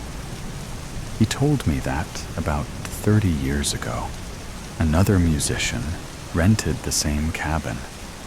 He thinks his name was Daniel or David, something like that. And he just vanished. I have to find out more about this missing musician. I'm gonna hit the local library tomorrow and see what I can dig up. Oh, and before I forget, no, I did not distort the audio in the last vlog on purpose. I didn't even realize the part where I sang the melody got corrupted. I tried recording it again later, but when I played it back, all I got was this weird, distorted static. And after the third try, the electricity actually went out. Maybe the song wants me to finish it first. Or maybe it's just so old school that it only wants to exist in analog. Either way, for now, I'll just have to stick to good old pen and paper. All right, I'll keep you posted. Bye. Summer Vlog Part 5 uploaded June 26th, 2024. Video transcript. Hey, guys. I have an update on the missing musician mystery. So, of course, I tried Googling it first, but without a full name, I didn't get very far. But today, I went to the town library, and I actually found an article in a local newspaper from 1994. Here, I made a copy. There's not much information here, but at least it confirms that a musician really did go missing. His name was Daniel Hart, and he disappeared in July 1994. From what I can tell, the police didn't search for him too hard, since he was a touring musician and wasn't from around here. They figured he just moved on. But here's the weird part. The article says that all his belongings were left at the cabin, including his guitar. Now, show me a musician who would willingly leave their instrument behind. I also talked to the librarian, this super stern elderly lady, and she actually remembers Daniel. He came by a few times to research local history and culture. She told me he always seemed to have his head in the clouds, and I think when I was leaving, the lady mumbled something like musician's curse, but I'm not totally sure. Not creepy at all, right? Now, about the melody, I transcribed it into sheet music and have been working on the ending. I've been writing down every option I come up with, but nothing fits yet. But there's something wrong with my notes. I don't think I wrote some of these variations in my notebook. I remember the versions I had in my head, but on the page, they're different. I don't know. Maybe I screwed up and made a bunch of mistakes when I wrote them down. Or maybe I'm just going crazy, like some of you suggested in the comments. It looks like my handwriting, but it's hard to tell with just the do and lines in the notation. And these cadences feel more than just incompatible with the main melody. They feel wrong, almost sinister. Honestly, the fact that I don't remember composing them freaks me out even more than Daniel's connection to the cabin. Summer Vlog, Part 6, uploaded June 28th, 2024. Video transcript. Guys, look. I just noticed this page sticking out from under the locked door. I swear it wasn't there before. Let's see. Oh, wow. It's the song. But, there are a couple more bars added at the end. It looks old. And the handwriting isn't mine. Do you think it's Daniel's? Jeez, how is that even possible? And why did this page suddenly appear now? I don't believe in ghosts, but this feels like too much of a coincidence, right? Also, I'm not just hearing the melody at night anymore. Now, it comes as a faint whistling whenever a draft moves through the room. It gives me chills, though I'm not sure if it's the sound itself or just the cold air. Am I losing my mind? Summer Vlog, Part 7, uploaded June 29th, 2024. Video transcript. Guys, I've made some progress on the melody. I got a couple more bars right. I can feel it, but it's still not finished. It's like it's just on the tip of my tongue, but I can't quite get it right. It's louder now. I hear it even outside in the wind, though the farther I get from the cabin, the fainter it becomes. And of course, I can still hear it in my head since I'm constantly thinking about it. It's the ultimate earworm. There's this urgency in it now. I've got shivers crawling up the back of my neck all the time. I think it wants me to figure it out. And soon. Sorry, I don't have much time to spare. Gotta get back to work. Summer. Vlog. Part 8. Uploaded. June 30th, 2024. Video transcript. Okay. This isn't just cabin weirdness anymore. I ran into town to pick up some groceries and when I came back, this. The whole place was trashed. They tore out a few pages from my manuscript notebook, and there are deep scratches on the locked door, like someone was trying to pry it open. But they didn't take my laptop or camera. The only thing that makes sense is that they were after the song. But why? Luckily, I had Daniel's sheet with me. I know the rational thing would be to pack up and get out of here immediately. But I don't think I can. I need to finish this song. I've always felt like it was important, and now I know it is. I think I'm getting closer to figuring out the right ending. The melody is clearer now, and sometimes, out of the corner of my eye, I swear I see it. This pale blue ribbon of light flowing around me.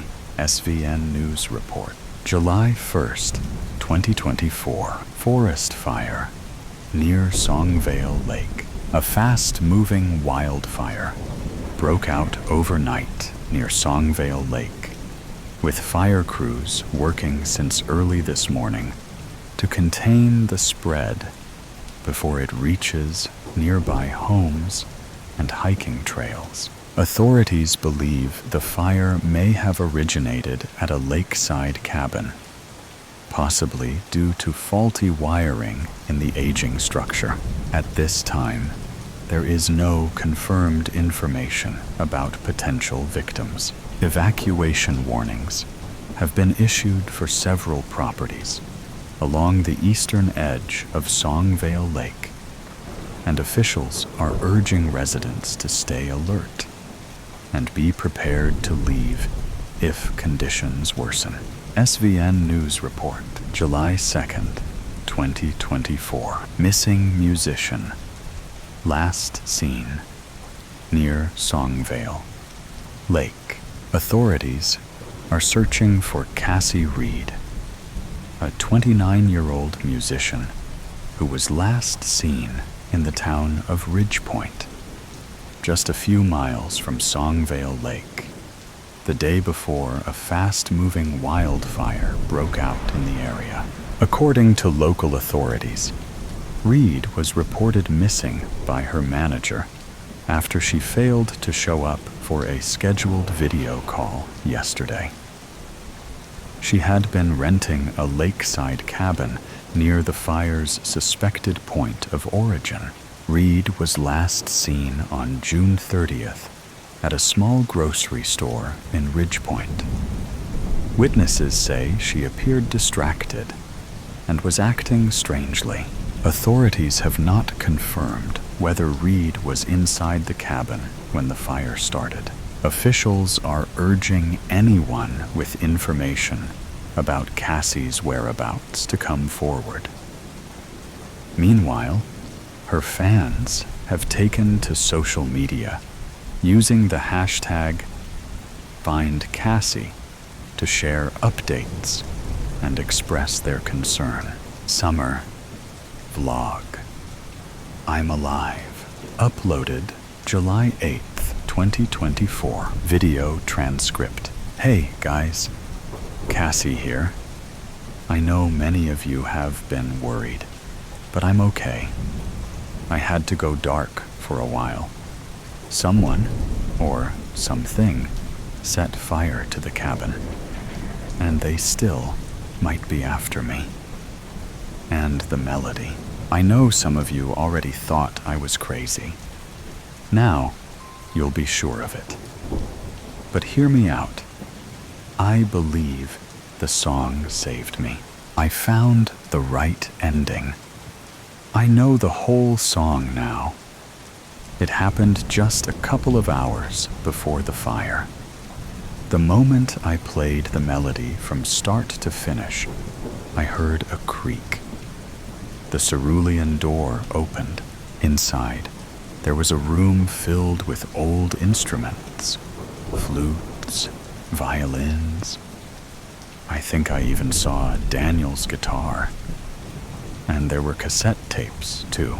There were many more musicians before me or Daniel. I don't know what happened to them, but many of them tried to write this same song. I found heaps of sheet music in that storage room, all in different handwriting. Some pieces were definitely the same song, with variations of the last part, though not many were finished. What's interesting is that some of them felt right to me, even though they were different from my version. Maybe the ending isn't just about fitting the song. Maybe it's about reflecting the person writing it. And there were other songs, completely different ones, each with variations of their own. I don't know what that means yet, but I believe this song holds some kind of benevolent power. A protection spell, maybe. Something that keeps a darkness at bay. A darkness that's been trying to destroy the song and anyone who tries to finish it. I think all those creepy feelings I had were coming not from the song itself, but from that darkness, trying to scare me away. And when I finally finished the song, it got really, really mad. I must have dozed off while going through all that sheet music. But I woke up to the melody whistling under the eaves. It was so loud and piercing, like a siren. That's when I smelled smoke.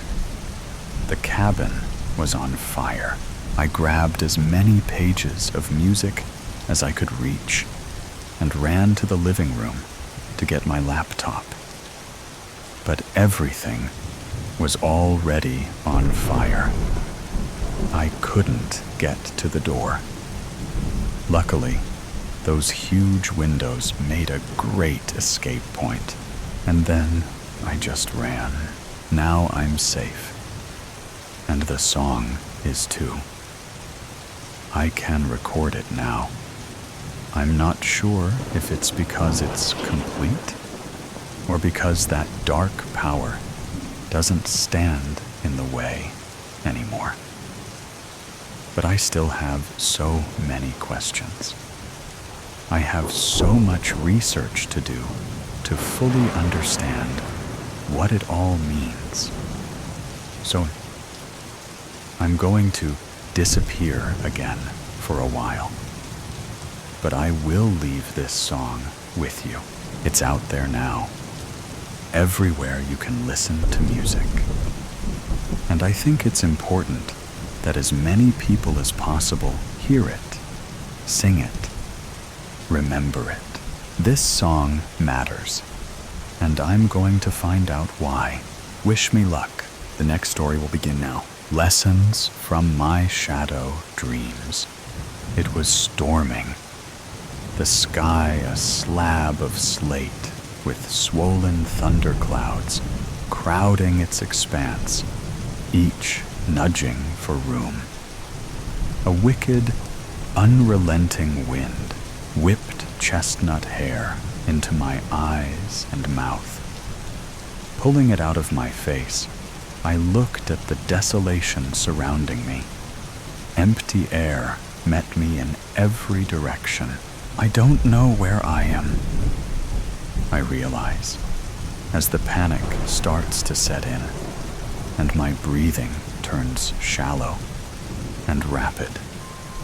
On my hands and knees, kneeling on what appears to be sand made from stardust, I take a calming breath and rise until I'm standing.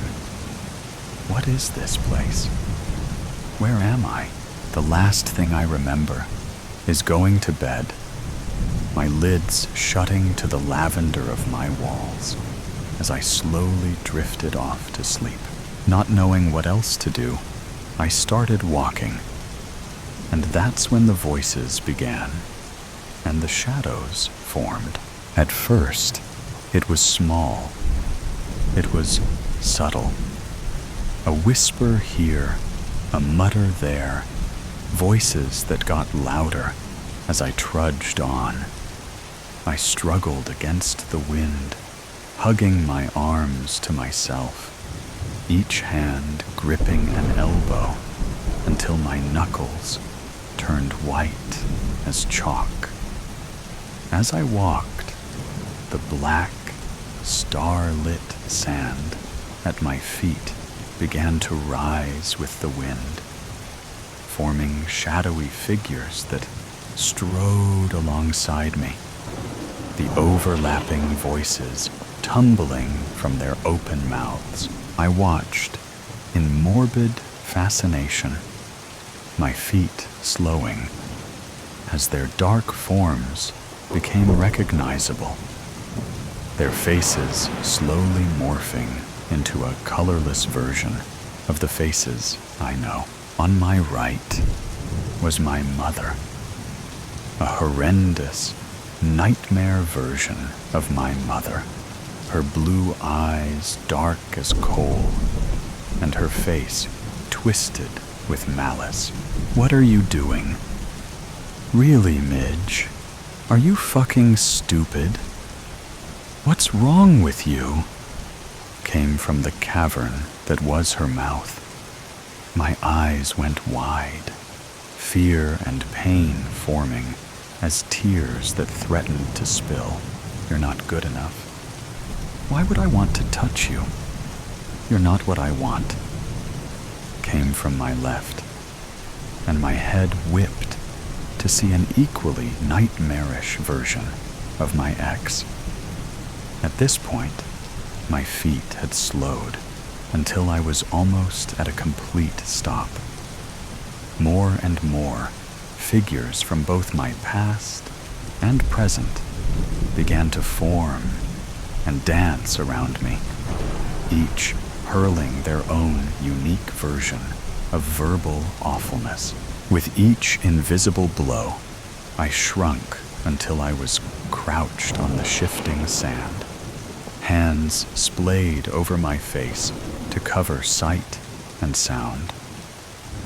I squeezed my eyes, silently begging for it to end, for the voices and noise and all the venom of the world to stop.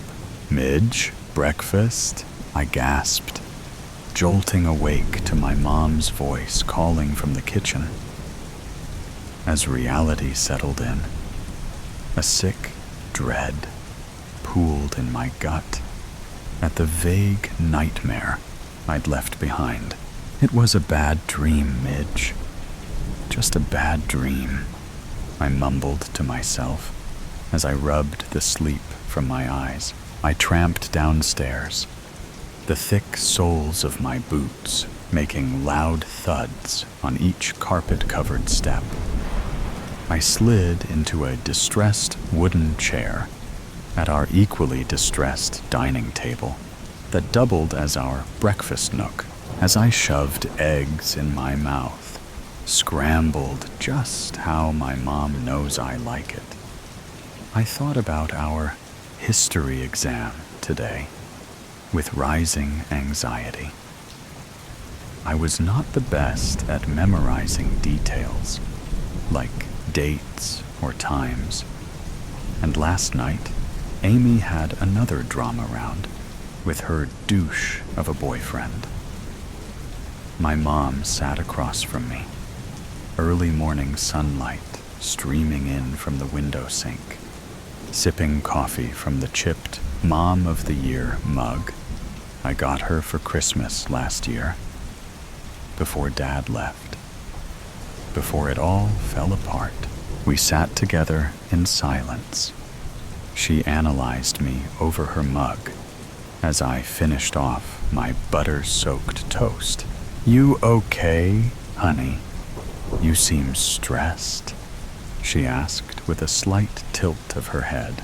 I nibbled my toast while staring at my plate, not wanting to admit how egregiously unprepared I was for the day's exam, or the nightmare I'd endured that clung to me like static. It felt like I was seeing reality underwater, my senses warbled and muffled, making everything as impactful as an echo. My mom cleared her throat, snapping me out of my reverie. "Midge?" she asked, her gaze holding concern as lines formed between her dark brows. "I'm okay, just not as ready for my exam today as I'd like to be," I answered simply. The truth was, I wasn't ready at all for anything. My mom pursed her lips and narrowed her eyes, a clear sign she knew I was lying. To be fair, technically, I really was worried about the exam today, but I also was still disturbed by my nightmare, which stuck to me like a dark, immovable shroud. And it being my parents' divorce anniversary didn't exactly help. As if sensing my thoughts, my mom's eyes darted to the calendar on our white linoleum fridge, absolutely covered with magnets and pamphlets or flyers. Instantly, her gaze softened when she recognized the date. "Hey, it's gonna be okay, baby. I know today will be hard, but you'll be okay. Plus, your father is still coming for a family dinner this Friday," she said with a quirk of her mouth, as if that should excite me, as if that fixed everything. I simply nodded as I tried to swallow my last bite of toast, which had turned to sandpaper in my throat. "Gotta go, Mom. Thanks for breakfast." Before she could answer, I quickly grabbed my backpack and was out the door. I sat in history, staring blankly at the open-ended questions in front of me. Mr. Sikowitz sat at his desk in the front of the class, hunched over papers he was likely grading for a different set of students, his red pen lightly roving and marking with steadfast eyes. I looked back down at the unanswered prompts in front of me and felt my heart start to quicken. Gods, I'm screwed. Dad would be so disappointed, I thought with increasing fear. My breathing became slightly uneven, and with the panic, my nightmare from the night before reached towards the front of my mind. This was the last thing I needed. But it seemed the more I tried to repress the images and the memory, the harder they fought back. Shadows began to gather at the edge of my vision. That same smoky, starlit sand from the dream clustering along my peripheral. I blinked hard 2 or 3 times while keeping my head down, trying to force this contorted melding out of existence through sheer denial, but to no avail. The darkness stayed. Slowly, and with threatening dread, the dregs of my nightmare creeped towards my desk until it surrounded me on every side. I briefly darted my eyes around the room, desperate to find some reaction, any recognition from my classmates of the nightmare unfolding. But I was left wanting. The line between dream and reality was paper thin, blurring further as the familiar wraith-like figures began to swirl upwards and form, then shattered entirely as my nightmare came to life. My mother was again on my right, with a mouth black as pitch and her blue eyes drained of color once more. "What makes you think you can do this, Midge? Answer me, Midge. What's wrong with you? Are you fucking stupid?" she hissed as her ghastly form drifted towards my ear, her teeth gnashing with each syllable. It wasn't exactly the same as the nightmare, but it was damn similar.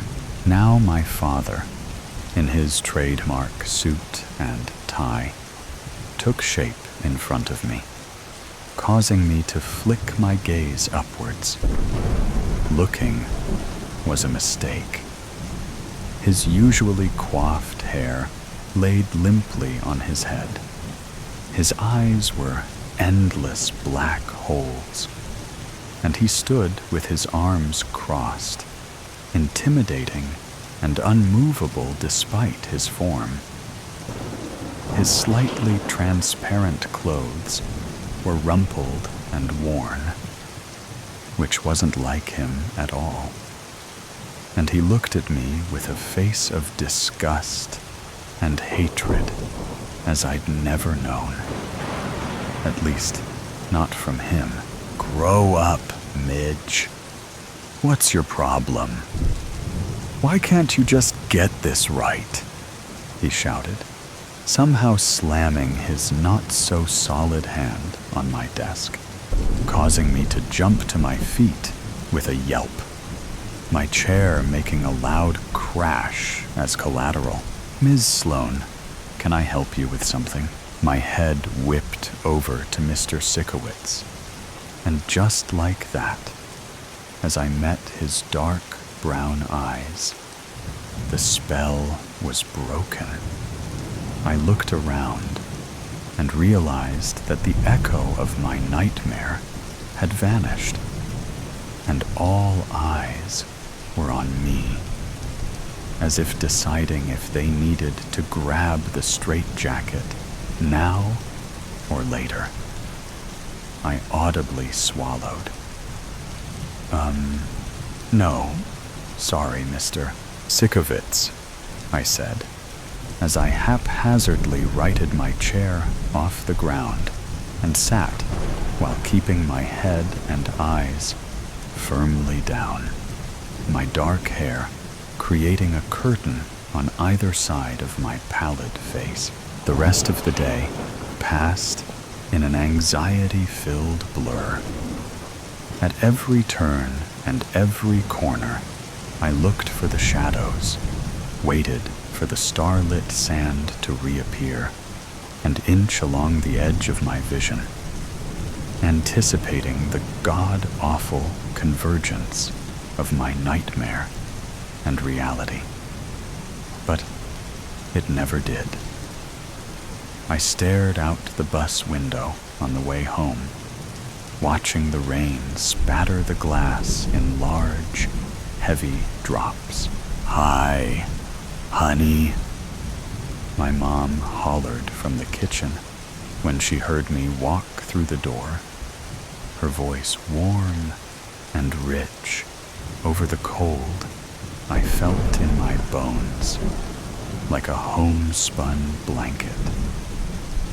Our house was a pretty open floor plan, with the kitchen slightly sectioned off, but having two large archways on either end of its L-shaped design. I watched her through this opening for a moment, trying to reconcile the nightmare version of her I saw at school with the flesh and blood in front of me. She was currently unloading the dishwasher, and when her hello was met with silence, she turned to look at me, her arm pausing briefly as she made to put away a plate. Her face scrunched, and she immediately put the dish on the counter. "What's wrong, honey? Did something happen at school?" I tried to speak. I tried to open my mouth to tell her about all of it, but nothing would come except tears that began to blur my vision. "Oh, honey," my mom said, as she strode over to me, crossing the distance in 3 or 4 strides due to her unfairly long legs. I let her hug me, soaked up the feeling of being wrapped in her arms, and for a solid couple of minutes, we stood in the entryway like that.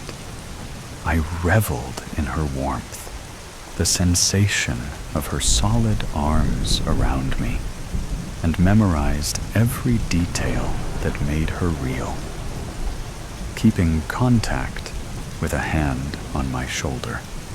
She guided me to the couch where we sat, knees angled towards each other. "Honey, what is it?" she asked. I looked at her, and at first I could only stutter.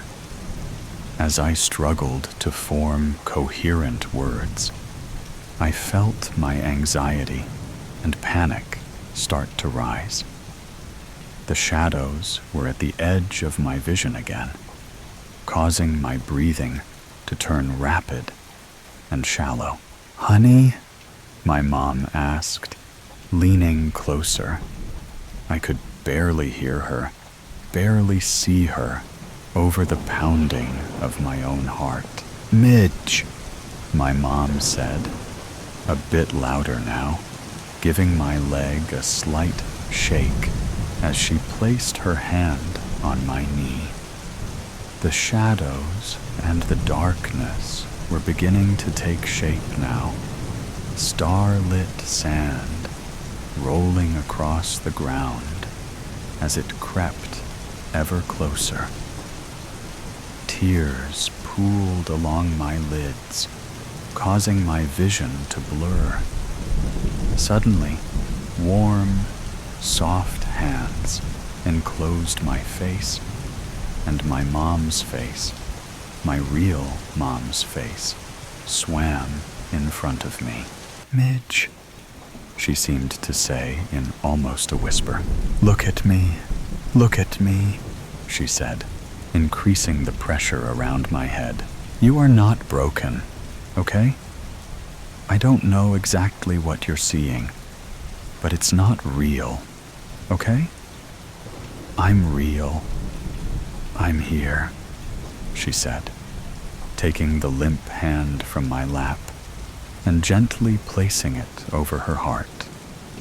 I felt the softness of her wool sweater under my fingertips, like touching a cloud made of silk. I focused on her eyes, blue, just like they were supposed to be. "Your mom's, right here, Midge, right here. Not that ghoulish thing of nightmares," I thought to myself, as the vile shadow, puppeting as her, pushed and crowded closer along my peripheral. "That's it, baby. I'm right here. Breathe, honey. Breathe with me. Focus on my voice, on my face.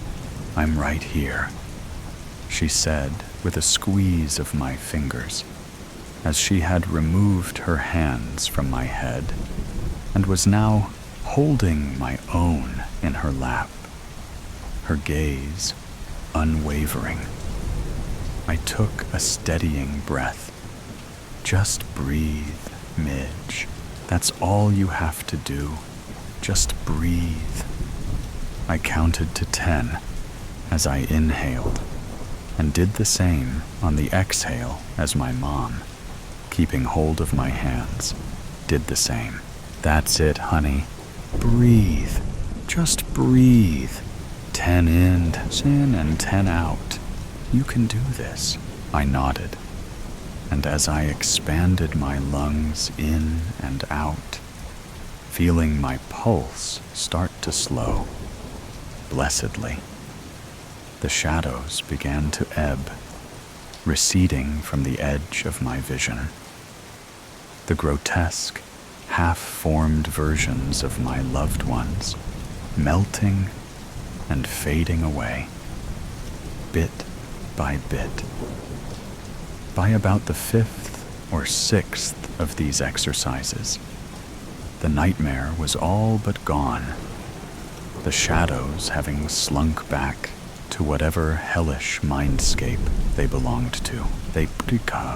There she is, my mom said with relief, seeing my eyes clear and the panic gone, a slight smile playing on her lips. I crumpled, burying my head into her chest with small sobs. Oh, honey, she let out softly, stroking the top of my head as only a mom can. Has this happened before? She asked gently. I lied, shaking my head slightly as I kept it tucked into the crook of her arm. Gods, her sweater felt like the softest pillow. I soaked up the comfort. Do you know why your father left? I whipped my head up, pushing out of her arms, taken aback by the subject change. Realizing I wasn't going to answer her, she continued, but her face took on a faraway look, as if trying to see through the smog of time to the not-so-distant past. Our family, both the men and the women, have always struggled to master themselves. We have the curse of extreme feeling, of intangible emotions strong enough to drown countries. And for some of us, that leaks into our dreams. And then, sometimes, those dreams, usually the darkest of nightmares, leak into our reality. She shifted her focus back to me and asked with a tilt of her head, "Do you understand what I'm saying, Midge?" "No, not really," I mumbled, swallowing and tucking a loose strand of hair behind my ear. My mom leaned forward, using her thumbs to wipe away my residual tears, and took my hands in hers. "Honey, what were you feeling? What did you see?" she asked, her blue eyes piercing. I don't know," I said, avoiding her gaze. "I was sitting in class, trying to take my test, and, well, I wasn't sure of some answers. And then I was thinking about Dad, and I panicked. Then the nightmare started. But no one else could see it, just me." At this, I raised my head to look at her with wide eyes, searching for answers, or preparing for a straitjacket, whichever came first. My mom pursed her lips, seeming to debate how much she should or shouldn't say. I saw the moment she decided to bear all, clear as day. "Honey, You were experiencing a moment of extreme emotion, of anxiety and fear, maybe panic. And sometimes those things can make us forget who we are, or even where we are. For the few in our family who have a very special heart, our emotions can cause our worst fears or worst anxieties to come to life. It usually takes an extreme or traumatic event. And given today's date, she trailed off, her eyes going distant again. After a moment, with a shake of her head, she returned her attention to me. She made to speak, but I stopped her before she could get a word out. "What happened with Dad?" I asked. My mom silently opened and closed her mouth, clearly struggling with what to say or how to say it. "When it happened to me while I was with your father, he thought I had gone half mad. Mine was a nightmare too, a wretched one that had me crouched in the corner like a rabid animal. Once we learned of our family history and what some of us have to deal with, he decided he didn't want to stay with someone who couldn't trust her own emotions, her own feelings, whose reality and dreams tended to mix and meld until they were one and the same." My mom's voice got progressively softer as she spoke, until it was barely above a mere whisper. "I'm so sorry, Mom," I said, taking hold of her hands and squeezing her palms. "That's all right, sweetie," she responded with a grimace, tucking another strand of chocolate brown hair behind my ear. "You know why?"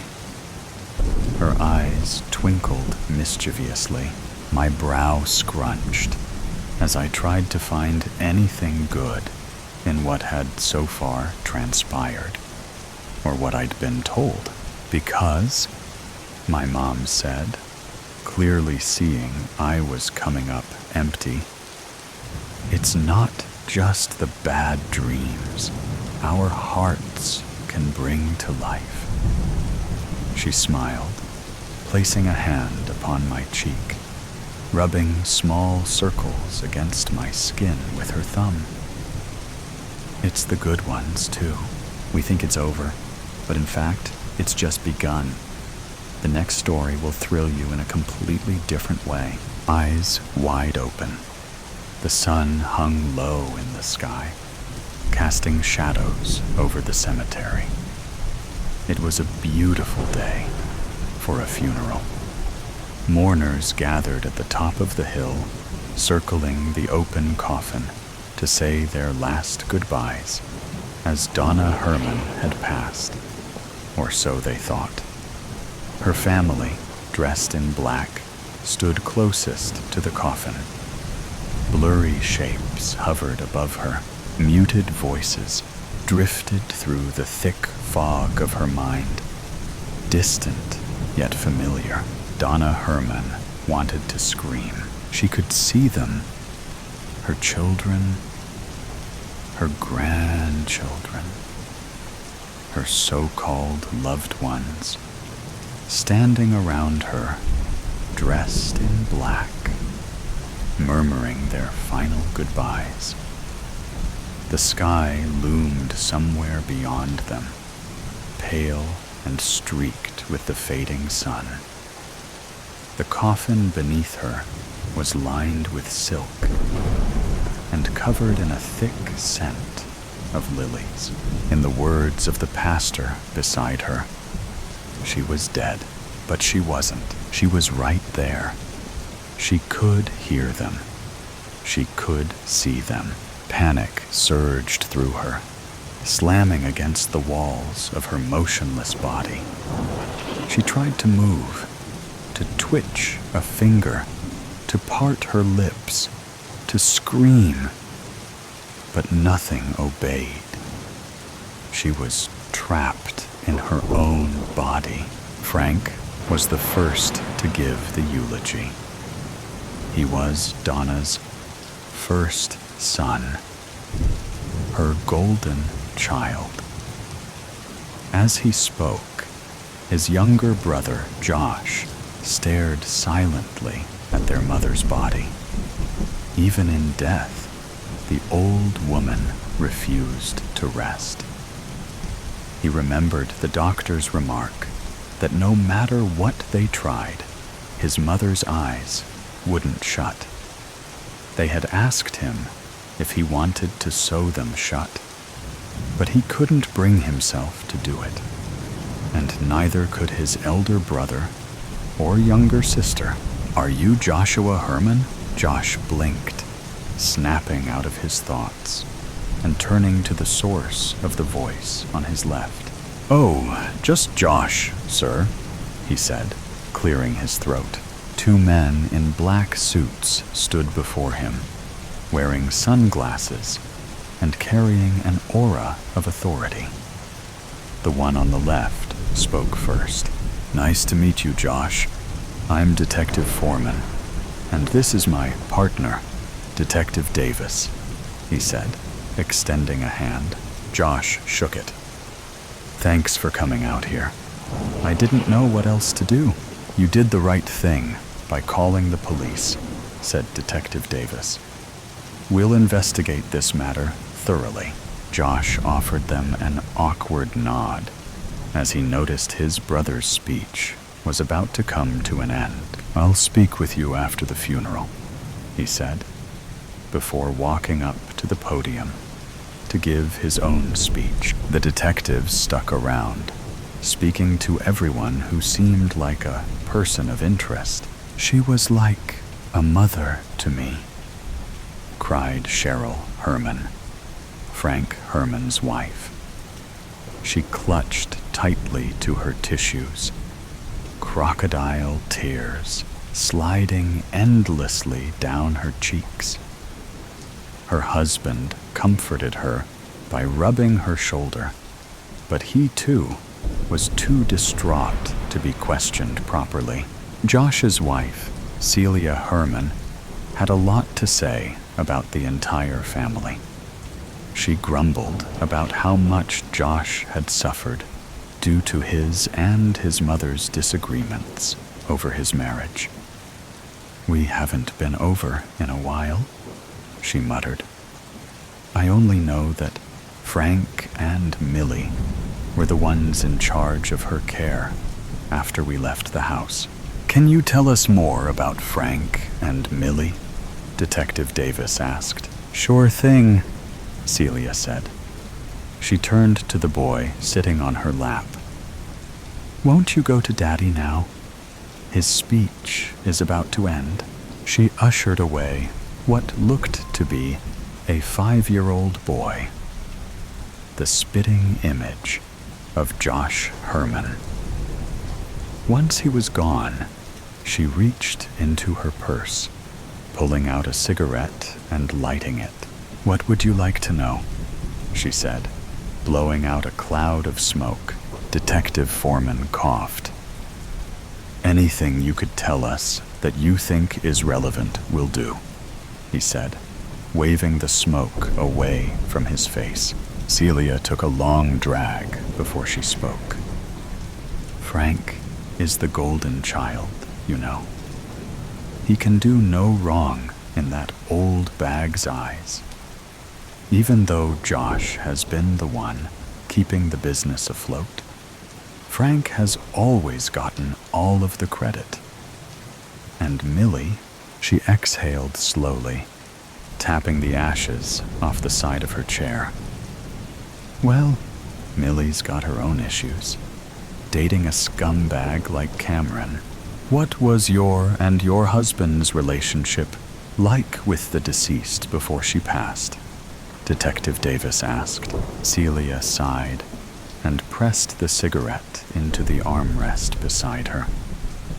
I haven't spoken to that woman or set foot in her house since she called me a gold-digging whore the day I gave birth to Gabe, she said bitterly.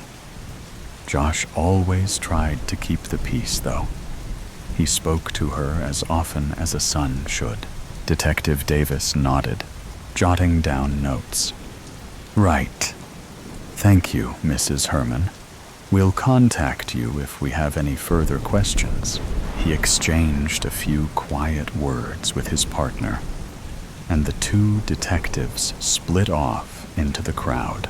Detective Foreman found Cameron lingering near the back of the gathering, hands shoved into his pockets, rocking slightly on his heels. Unlike the rest of the family, he didn't appear grief-stricken. If anything, he looked bored. Cameron, right? Foreman asked, pulling out his notebook. Yeah. Cameron barely glanced at him. How long have you been with Millie Herman? A couple of years? Nothing serious. Cameron shrugged. Look, man, I don't know what you expect me to say. The old bag hated me, wouldn't even let me within 10 feet of the mansion. Foreman raised a brow. Why didn't she like you? I'm a DJ, Cameron said flatly. You think Donna Herman would have wanted her goody-two-shoes daughter with someone like me? He flicked his gaze toward the casket, his lip curling slightly. Not that it matters now. At the same time, Detective Davis approached two well-dressed men standing slightly apart from the family. Julio Hernez, a longtime business associate of Donna's, and Ben Handover, her lawyer. Mr. Hernez, Mr. Handover, Davis greeted. Mind if I ask you a few questions? Julio adjusted his cufflinks. Of course, Detective, though I don't know what else to say. Donna's death was unexpected. Ben let out a sigh. Truly unexpected.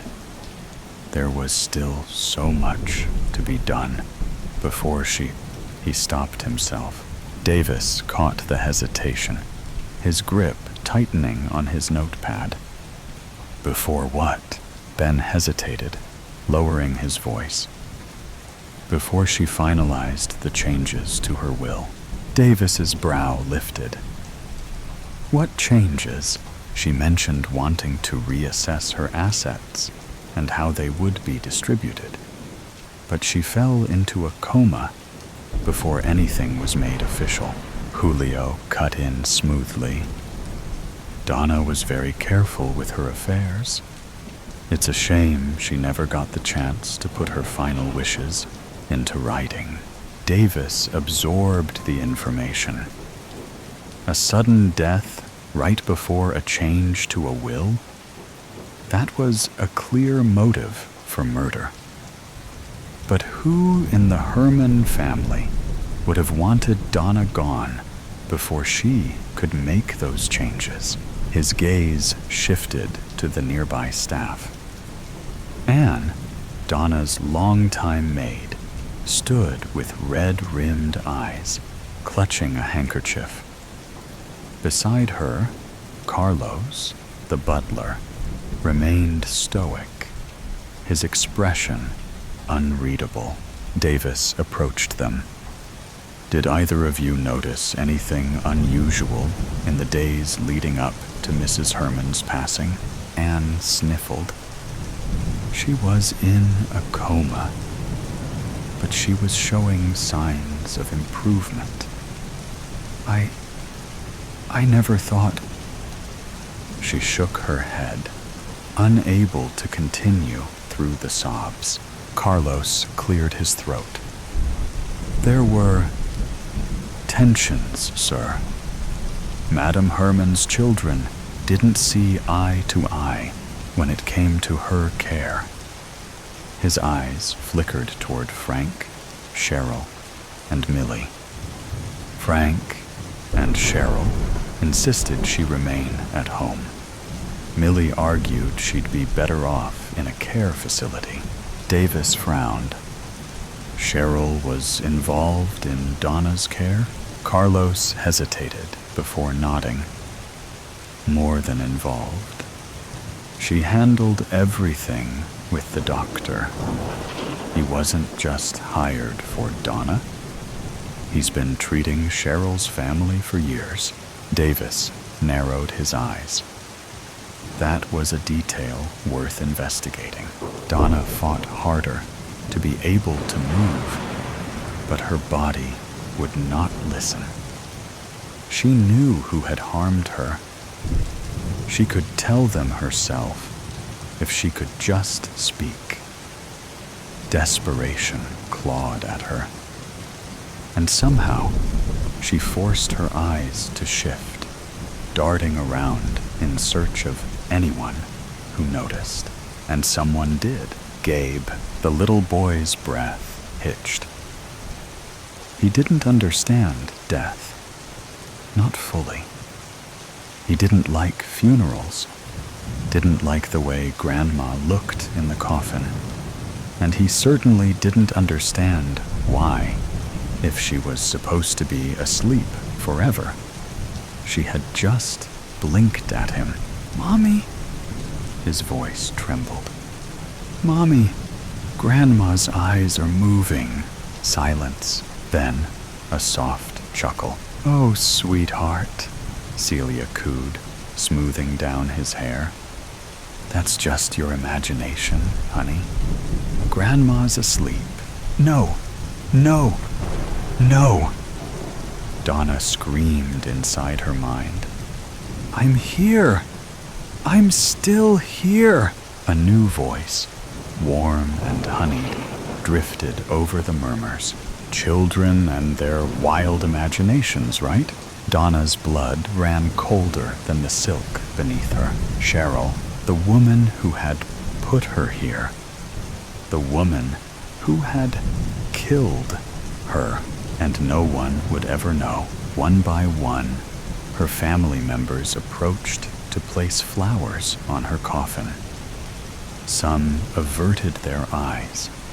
Others kept them tightly shut. No one dared to look at her face. And no matter how hard she tried to flicker her gaze, no one noticed. Then, the last one stepped forward. Cheryl, Donna's blood boiled beneath her frozen skin. Cheryl smiled sweetly, crocodile tears welling in her eyes as she spoke about family, about bonds that could never be broken. Then she leaned down, her lips brushing against Donna's ear. "I know you're still in there." She pulled back just enough to meet Donna's unblinking stare, a serene expression settling over her face. One hand caressed Donna's cheek, as if in mourning. "Don't you worry."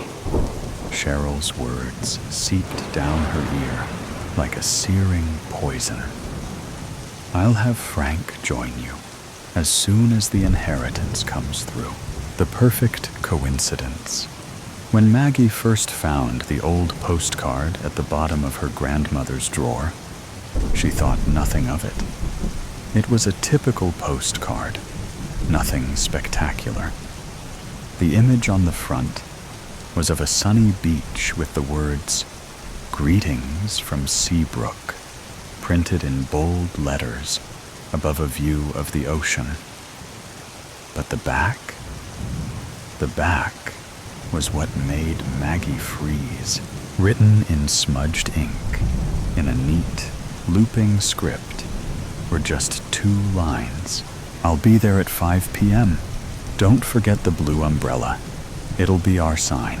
There was no date, no name, just a message. Maggie wasn't sure why, but it sent a shiver down her spine.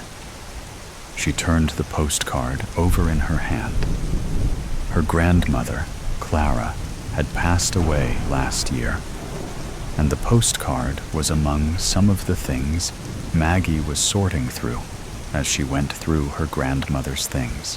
She had never seen this postcard before. Clara had never mentioned Seabrook. There were no family vacations to the beach, no secret lovers from some faraway town. There were no blue umbrellas. But the thing that unsettled Maggie the most was how familiar the writing looked. The loops, the curls, they looked exactly like her handwriting. Maggie shook her head, trying to dismiss the thought.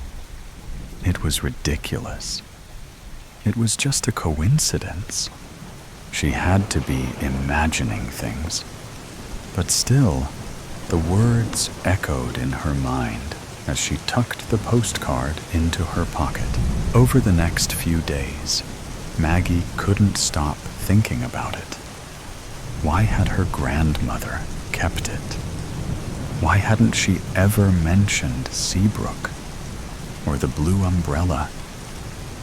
Maggie, for reasons she didn't understand, decided to look into it. The next weekend, she packed her things and headed out to Seabrook. It wasn't far, just a few hours' drive.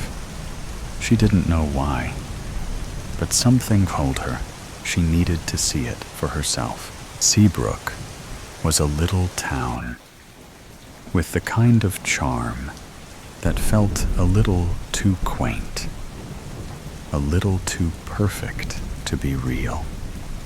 As Maggie drove through the small streets, she started to feel like she was in a movie. The cobblestone paths, the little cafes with flower boxes in the windows, the sea breeze, it all felt so familiar. She found a small inn to stay in, an old white house with a wraparound porch. The lady at the front desk greeted her with a warm smile, as if she had been expecting her. "First time in Seabrook?" she asked. Maggie nodded. "Yes, just for the weekend." "You'll love it here," the lady said. "The best spot is down by the beach. If you're looking for something to do, the pier's just a short walk. It's beautiful at sunset." Maggie smiled politely, but she wasn't here for the tourist attractions. She was here for something else. That evening, as the sun began to set, Maggie walked down toward the beach. The breeze was cool on her face, and the sand felt soft beneath her feet. She had no idea where she was going, but somehow she felt like the postcard was leading her, like she was following an invisible trail her grandmother had left behind, even though Clara had never told her to come. She walked along the shore, the sound of the waves crashing in the distance. And then, out of the corner of her eye, she saw it. A small blue umbrella, positioned right by the water, almost as if it had been waiting for her. Maggie stopped in her tracks. Her heart raced as she stared at the umbrella. It was a little worn, the fabric faded, but it was unmistakably blue, exactly like the one in the postcard. She approached slowly.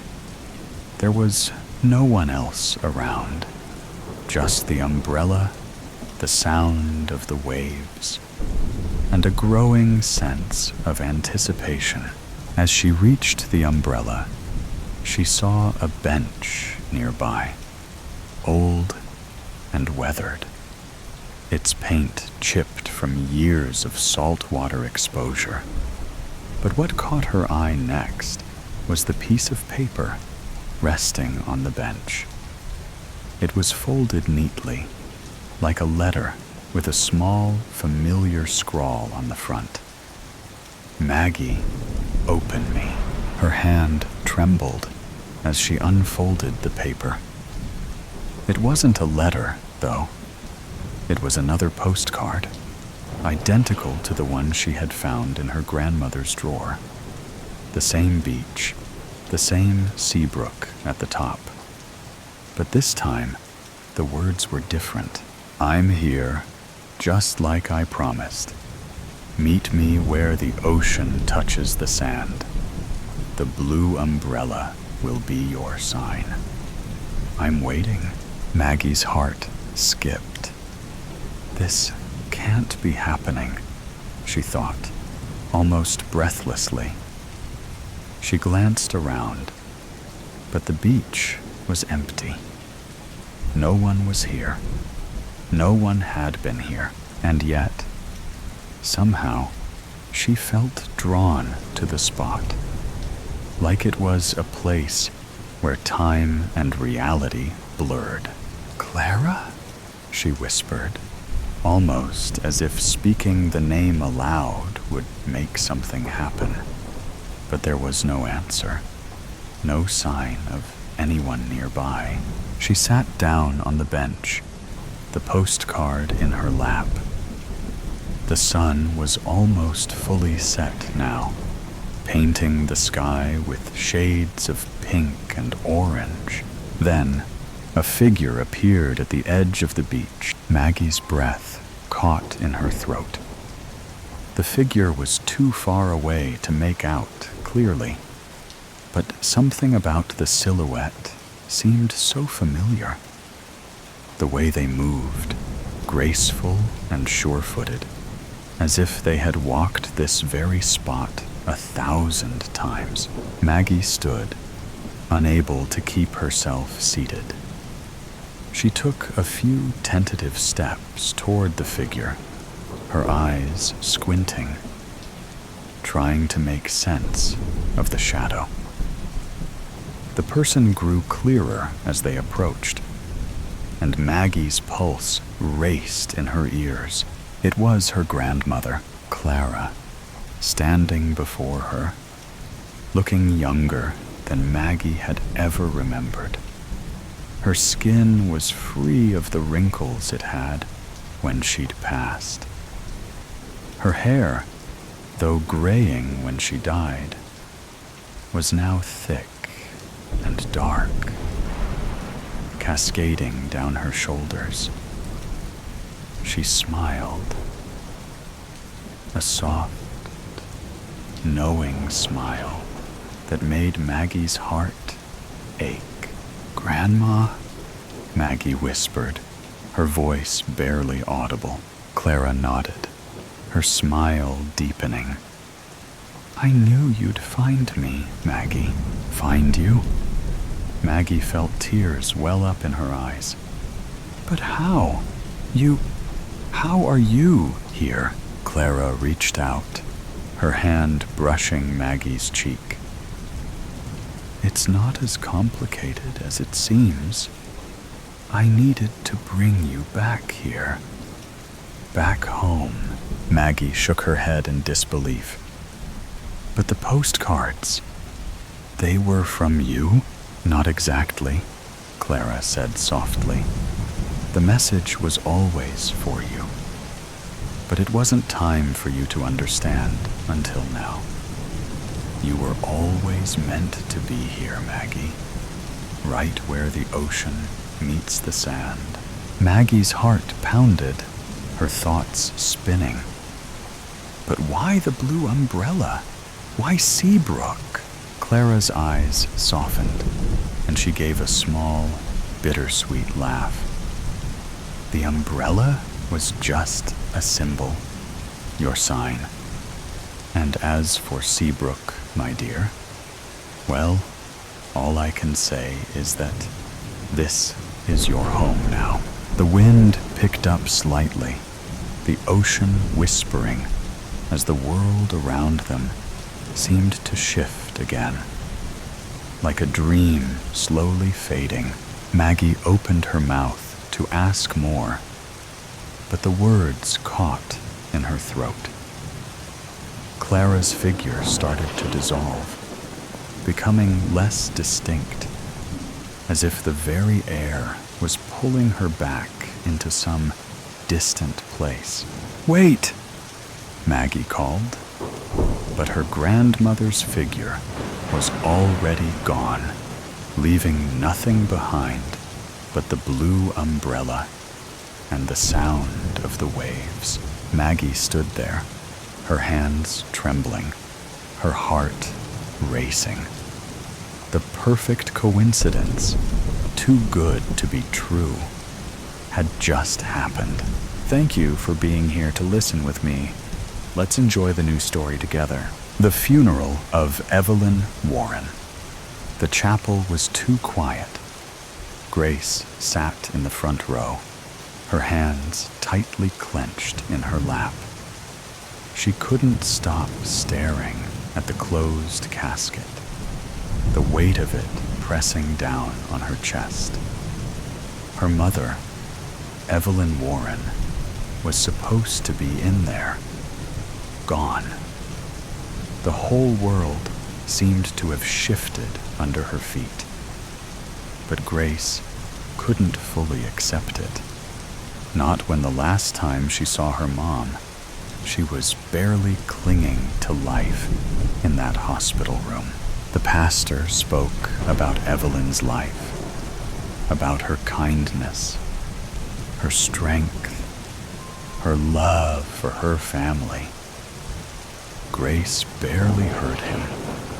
Her mind kept drifting back to the hospital, the soft beeping of the machines, the moments of whispered conversation between her and the nurses.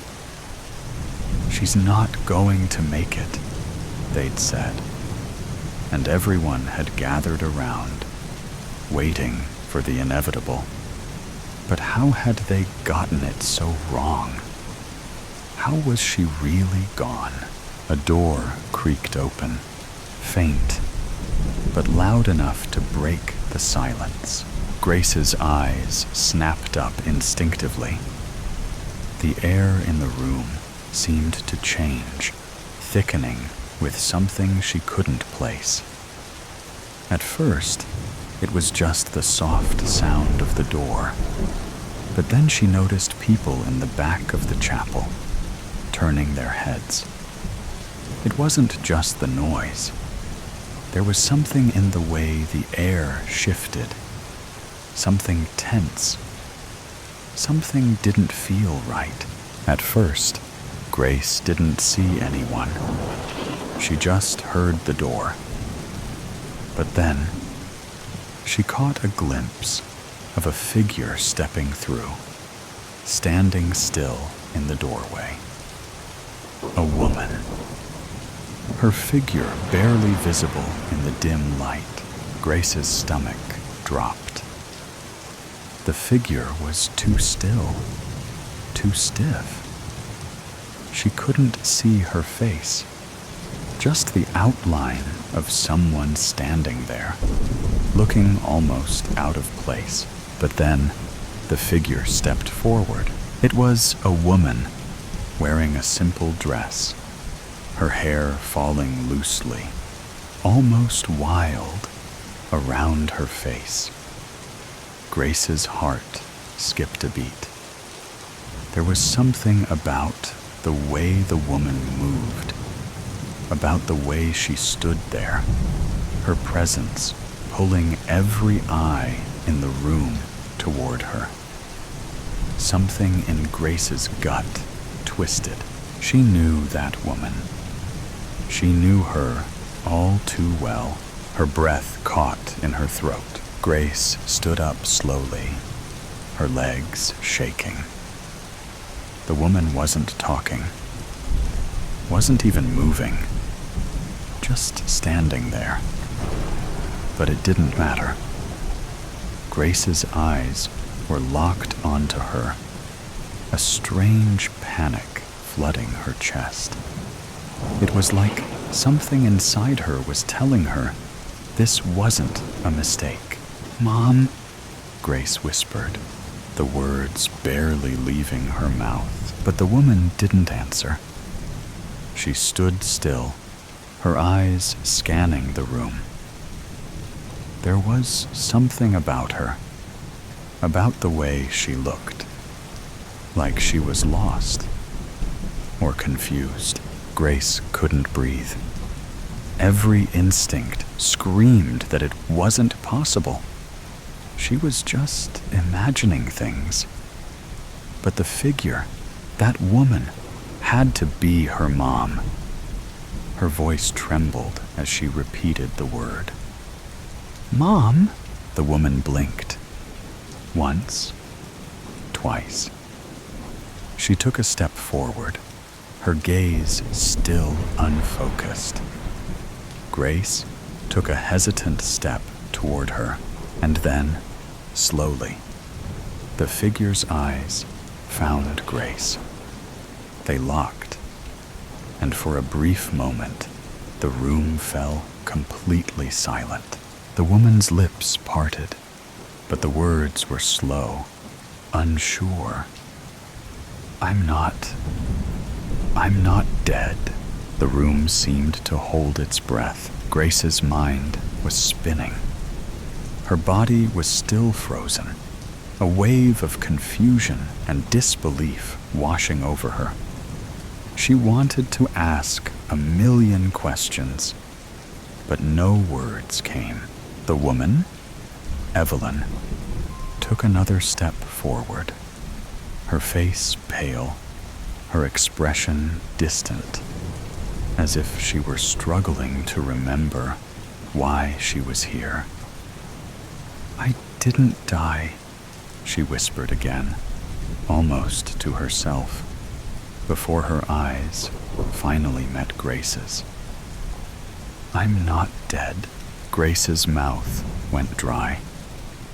Her hands shook. Her mom, standing there, alive, and looking like she hadn't just been on the brink of death. It didn't make sense. She couldn't make sense of it. Not when she had just signed the papers hours ago. Not when she had seen the doctor shake his head. Not when the nurses had told her it was over. She took a step closer, her heart racing. "Mom?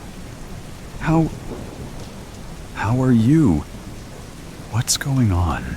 Evelyn's eyes were distant, like she was still trying to piece everything together. "I don't know, Grace," she said, her voice low, almost trembling. "I don't know. I was in the hospital, and then I woke up somewhere. I don't remember how or why. It doesn't make sense." Grace felt the floor beneath her shift. It wasn't just her confusion anymore. The whole room was holding its breath. The whispers around her, the people shifting in their seats. It all felt like the world was tilting, like something that should have been impossible was somehow here, in front of her. Her mother was here, alive, but no one knew why. A voice broke through the silence, sharp and incredulous. "What do you mean you woke up somewhere?"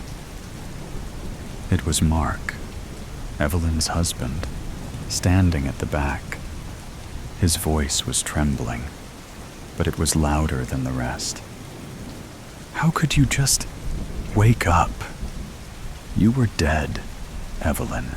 Evelyn turned slowly toward him, her gaze steady but tired. "I don't know what they told you, Mark," she said, each word heavy. "I don't know what happened, but I'm not dead. I'm standing here. I'm alive." Mark shook his head, his face pale, his hands clenched by his sides. "This doesn't make sense. I saw them roll you out. I saw them." His voice broke for a moment. "I thought we were done. I thought I was burying you today."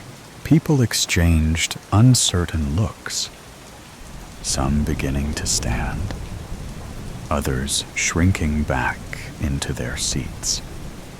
Everything had been turned upside down in an instant. Grace's mind was racing.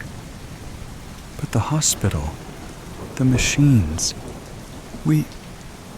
Her voice faltered, as if the words themselves were too heavy. "I was there, Mom. I saw you. I told you I loved you. She couldn't finish. The memory of her mom lying there, so fragile, barely clinging to life, was still too fresh. It didn't make sense. How could she be standing here now? So normal. Evelyn stepped closer, but there was no comfort in it. She wasn't the same Evelyn that Grace had known. She seemed distant, even when she stood right in front of her. It was like she was here physically, but her presence was off. She looked like someone trying to remember who they used to be. "I don't know why they told you that," Evelyn said softly. "I don't know what happened, but I swear to you, Grace, I wasn't dead. I didn't die, but we were all told you were gone," Grace whispered, her voice cracking. "Why didn't you come to us?" "I couldn't, Grace. I don't know what happened, but I couldn't remember how to get back. Everything felt so strange, like I was still in the hospital, like I wasn't allowed to leave." Grace couldn't breathe. None of this was making sense. "I need answers," Mark said, taking a few quick steps toward Evelyn, his face twisted with disbelief. "You don't just get to show up after we've all mourned you, after we've buried you, and say you're fine. I heard them tell me you were gone." His voice was sharp, raw. "What is this? Some kind of joke?" "I'm not joking, Mark," Evelyn said, her tone suddenly hard, but there was a weariness behind it. "I'm not here to hurt anyone. I'm not here to confuse you. I'm just telling you the truth. I don't know what happened, but I'm not dead." The room was silent again, the weight of her words hanging in the air. Grace wanted to scream, to shake her mom and demand answers, but she could only stand there, frozen. The casket behind her, her mother's casket, was a cruel reminder of everything that was supposed to be real, of everything that wasn't. "Maybe you should sit down," someone whispered from the back. Grace couldn't tell who it was. Evelyn's eyes flickered around the room, scanning the faces. And for the first time since she entered, she seemed to register how many people were watching. Some were looking at her in disbelief, others in fear, unsure of whether they should approach or retreat. "I'm not trying to hurt anyone," Evelyn repeated, her voice quieter now, though there was something like sorrow in her tone. "But I can't explain this. I don't understand it. I don't understand how I'm standing here, either. I don't understand any of this." Grace felt tears threaten to spill, but she fought them back. The world was too heavy. It felt like her brain couldn't catch up with what was happening. The way her mother looked, alive, but not the same, was like a dream, like something she'd imagined in her worst nightmare. And yet, here she was, in front of them, breathing, standing, alive. "I'm sorry," Evelyn said, her voice barely audible. "I'm sorry I wasn't there. I don't know what happened. But I'm here now." Grace, standing there, couldn't shake the feeling that the answers weren't going to come easy. And maybe they never would. So today's story has come to an end. Or perhaps it never really ended. There are mysteries still there, questions still unanswered, and sometimes things that seem to only exist in stories can creep into reality in unexpected ways. Are you sure that when you turn off the sound, everything around you will still be normal as before? Or is there something watching you? Either way, always remember that these are just stories, or at least we want to believe that they are. If you like moments of suspense, tension, and breathlessness, don't forget to follow me so you don't miss the next stories. And next time, when you come back, make sure you are ready, because what awaits you may be even scarier than you thought. See you again if you still have the courage to continue listening.